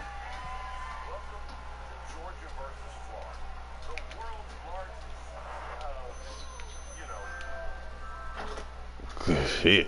Okay, Kyrie, hit it when it counts. I see you. All right, hold on. I'm about to invite in the party.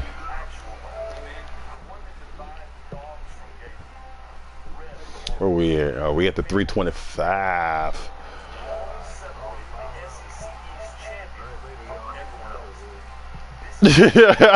He said, all right, later, my niggas. Good. I got y'all this far. It's time for y'all to carry it the rest of the way. Oh yeah, they be happy as fuck when you win that first game, cuz. They be happy in a motherfucker.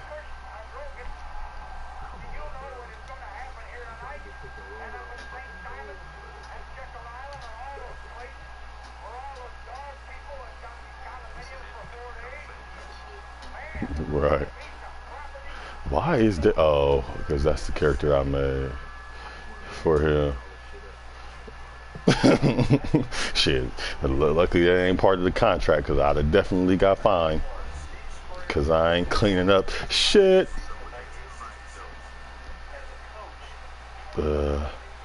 Say he. Oh, your mic ain't working. Okay, cool. You can hear us though. The one person that's in the group, his name is 00 or PJ 0069. Send him. Yeah, send him an invite or something of that nature so he can come in. And then the other one, he just filed out, so he'll be out here shortly. Actually, we can go to the street. Actually, we could just them big ass square chunks of confetti. There's like, look, them niggas grab streamers and cut that bitch into little pieces. There's like, right? There's like, shit, y'all forgot the confetti? Man, better go get some construction paper and make it work. On the gut. Hey, you ain't never lied, cause that shit is not part of real life at all. It's never been part. What's the name? Tack board is about the most you get.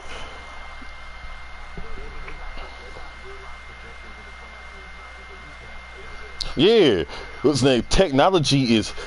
That's why education fucked up for real now, because all these they can't make money off of books and all that other shit, so they just like, man, fuck these little niggas, give them a laptop if they don't do their homework, send their ass to jail. They don't give a fuck these stupid niggas. Oh my god, you had to write on the man, damn, I just forgot how much in the dark ages we was living, nigga. I swear every little kid who join me, bro. Join me. That'd probably be easier. Yeah, because I forgot when you leave out the goddamn court, you know, they split everybody the fuck up.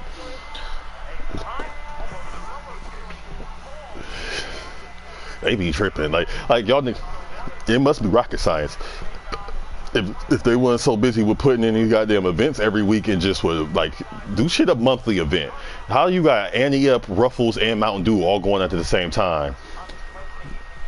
I need you. Right, it'd be all the same weekend. Y'all niggas gotta pick a hustle. Like have an event. I know, ain't it the soccer playoffs on today?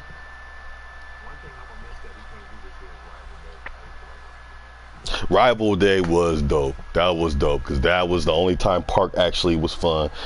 Other than the fact you knew Rivet was always gonna win, but I was a flyer. But they only won because a million niggas in there was signed up to Rivet. If the teams was even, them niggas wasn't gonna win every time.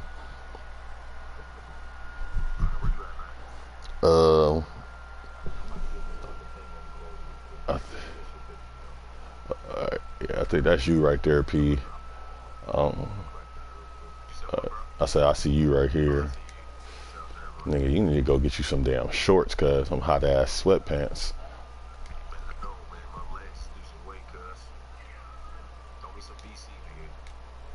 Shit, do they got a one-on-one? Do they got a one-on-one Annie Up court? Because if they do, we can go do that.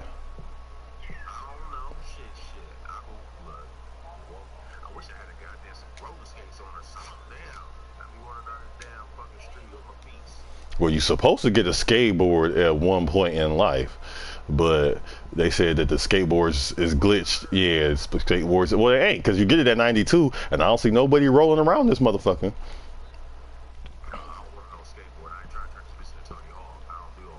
I'm about to go get the... Man, the GOAT, nigga. It had every nigga thinking he was a BMXer. Ain't never rode a skateboard in his life. I was skateboarding for a solid 3 months after that shit. Who the hell is Bro Step? That nigga's name funny. Yeah, I mean, there's physics. There's physics with everything in life. You can't. Sometimes you can't avoid some things.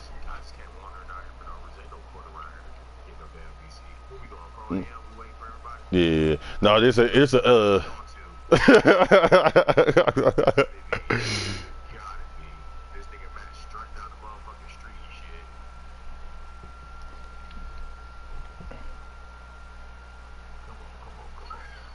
All right, I want to get me a good run, but the runs ain't really dope this year. Oh yeah, let me go get my pick 'em while we here though.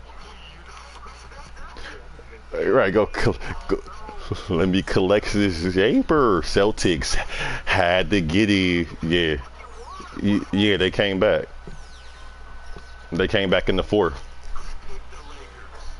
Oh, well, you got lucky, nigga, because they definitely came back in the fourth. I definitely. Oh, this is you probably ain't checked it yet. You ain't checked it since the original day. Like you probably picked some because they keep them backed up. So if you ain't get on the game yesterday, then you ain't pick them for yesterday.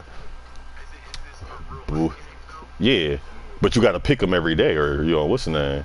Like the games you picked was from 2 days ago. Yeah, basically whatever they just showed you that you won was from what's the name. Both these teams scrubby, but I'm gonna go with the Hawks.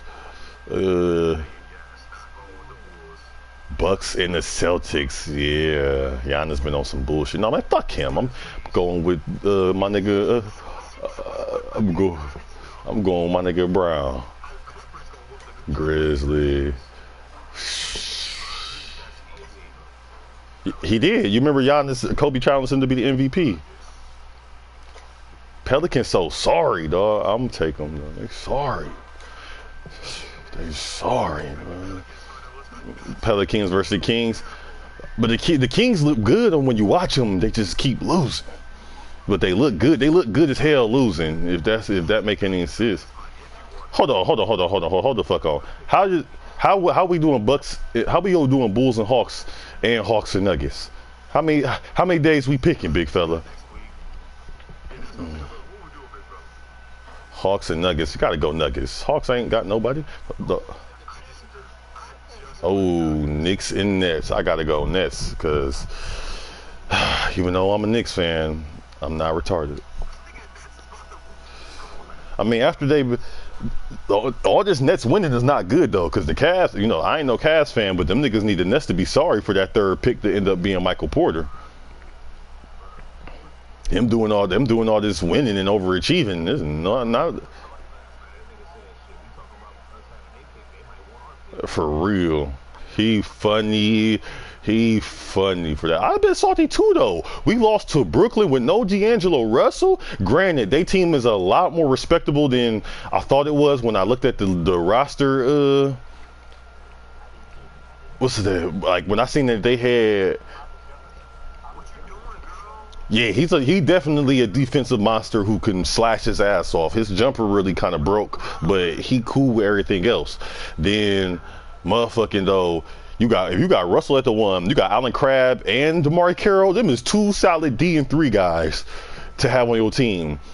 Trevor Booker ain't no bit. He do, and then Devin, for his name, Travis Booker, he ain't no bitch, and what's the one nigga's name? Fuck. Who they sitting right now? Mozgov? Mozzie. But then, what's the dude's name that played at that school up north? He from Ohio, though. Chris Levert. He spelled his name freaked as hell. Levert. That nigga, he nice too, for real. Especially coming off the bench. And then y'all you know the worst thing about that game? Not Brown missing that free throw. Bruh, that boy Dinwiddie dropping 20. That just shows all hope is lost at the point guard position for y'all. Because it ain't like Isaiah Thomas coming back is just going to boost up y'all defensive fortitude at the damn.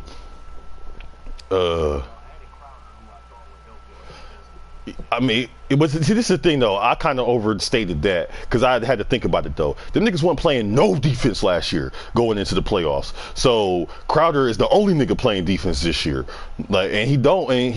Do we start anymore now that Wade not starting? So Bron, he got to because Bron the point guard now. Bron at the 1, JR the 2. Who the fuck is the 3? Corver or Crowder? So they done put TT back in the starting lineup, huh?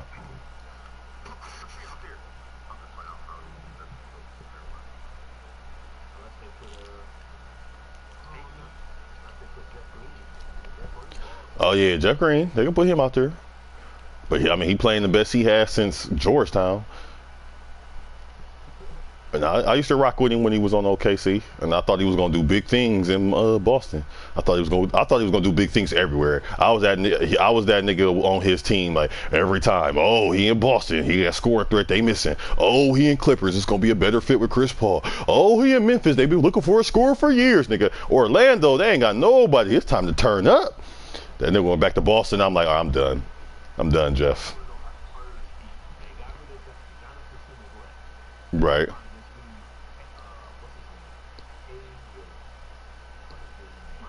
Should I do? What number is he? Number 3. All right, I ain't hip to him yet. I had to go check him out. But that Pop's ass, that damn, what's her name? Becky Hammond. Having used to be this before she became y'all assistant coach. She was she was the G League team coach. So she know all them players down there in that damn farm league. Y'all using the hell out of that shit because that's where Simmons came from. Nigga couldn't stay on the team till he got in San Antonio. You know who y'all need? You know who would come to y'all team and be a fucking god? Gerald Green. Guarantee it. Y'all bring him in the fold, that nigga gonna play like he been wanting to play his whole damn life. He gonna play like 2K Gerald Green. That nigga, he got so much talent, and he's like, man, they're not about to do that. They just gonna hate. They gonna hate on him for that. I mean, but at the same time, they out here trying to rape niggas with no lube for the price. So you know, Pop ain't on that. Pop ain't paying over for shit. And he definitely. And now that DeJounte Murray going ham, Tony Parker better hope he get all his minutes back. Everybody. The only nigga he didn't lowball was Tim Duncan. He probably lowballed the Admiral. That nigga Magic said MJ 360'd on that nigga, and that nigga Pop was like, oh yeah, okay, we can't even give you all that hyper bread, my guy.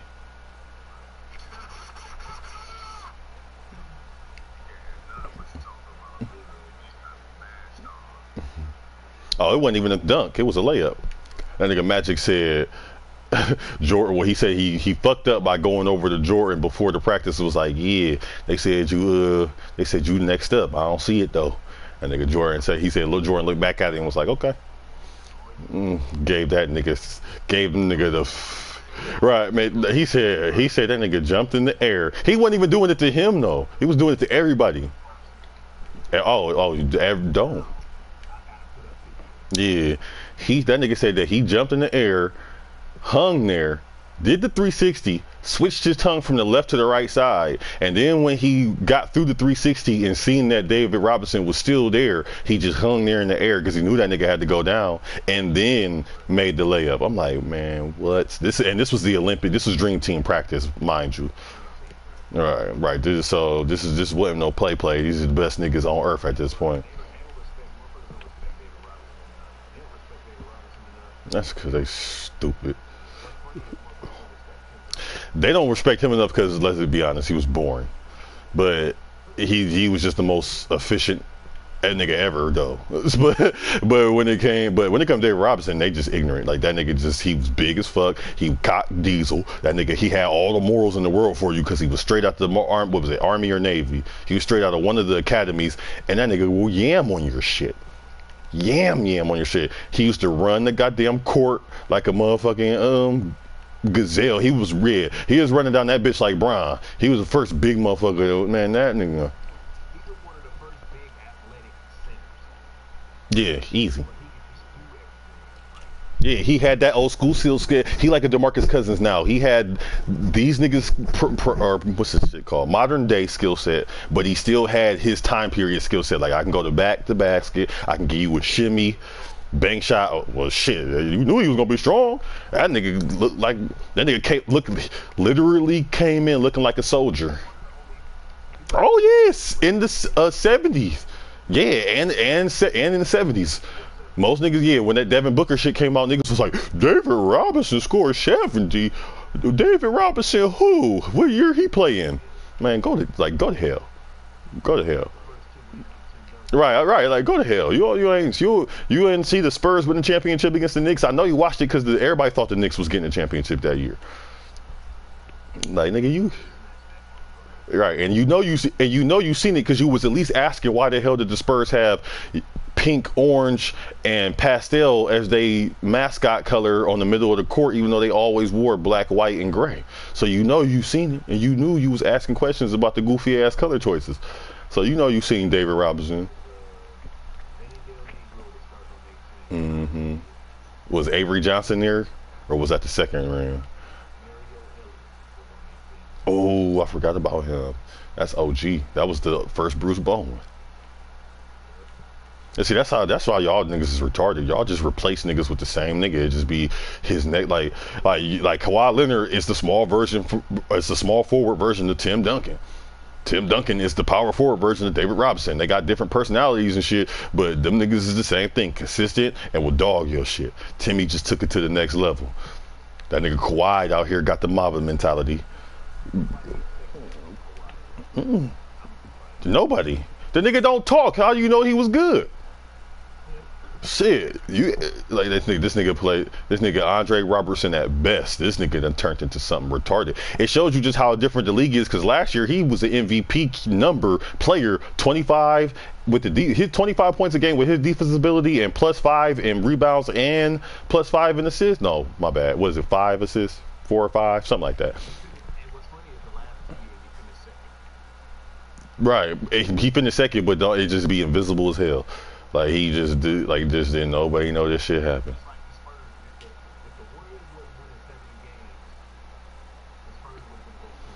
Well, that's Spurs every year though. Nobody give a fuck. Everybody same shit about the Spurs. The only thing that they can't say about these niggas this year is that y'all old. And every other year though, they old and boring. Them niggas ain't got it this year. This the year that the whale falls out the bottom. Then they win the championship.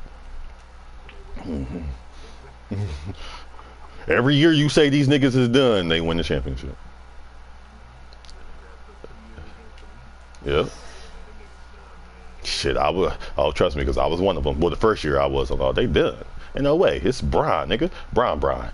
He about to abuse Tim Duncan's old ass. This nigga missed a wide open layup over Tim Duncan. I'm like, oh my God, Brian. I'm like, Brian, fuck you.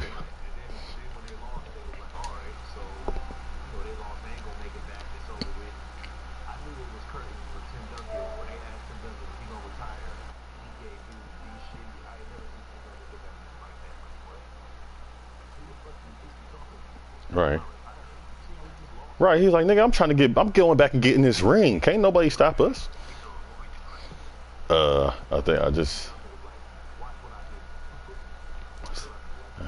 so you get the invite, Rome. You get the invite. All right, cool. Yeah, see, my nigga ain't start turning up till I don't know, till I got about 70. So all I got is rookie of the year. Well, I ain't getting to award consideration until rookie of the year. I mean, until like 70, and then I started busting ass for rookie of the year. But I ain't get defensive player or MVP or none of that shit like I normally. But this nigga Westbrook averaged a damn triple double again in my season, so it was pretty much curtains for any of that shit. Yeah, I'm getting it this year though. I'm getting everything this year. I want most improved player. I want MVP. I want defensive player of the year. I'm getting everything but rookie of the year.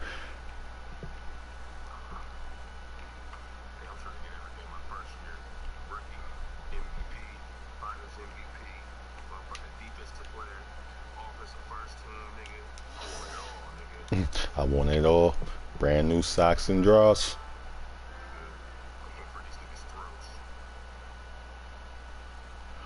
All right, for sure. Shit, if anything, we should go 2v2 on the park. That way we get some VC for it if we gonna do it.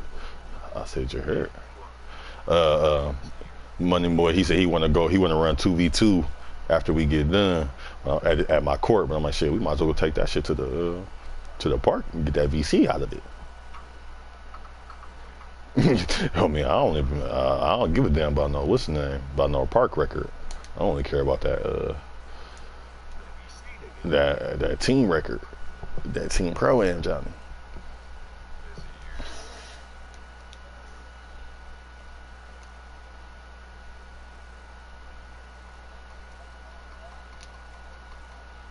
There we go. All right, I sent you the squad invite, but I don't know how long the motherfuckers last.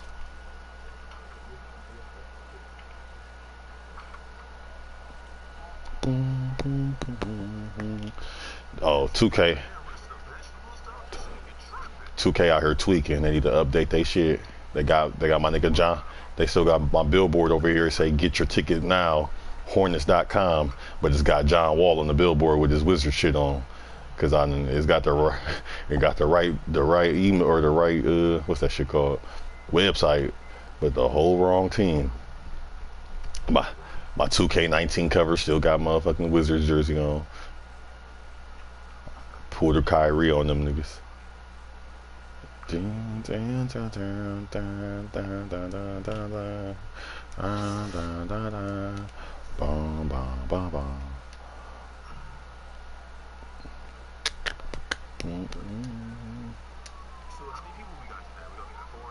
Yeah, 4. Hopefully we at least get a random instead of a damn. Well, he got work, so he probably not gonna be on till at least.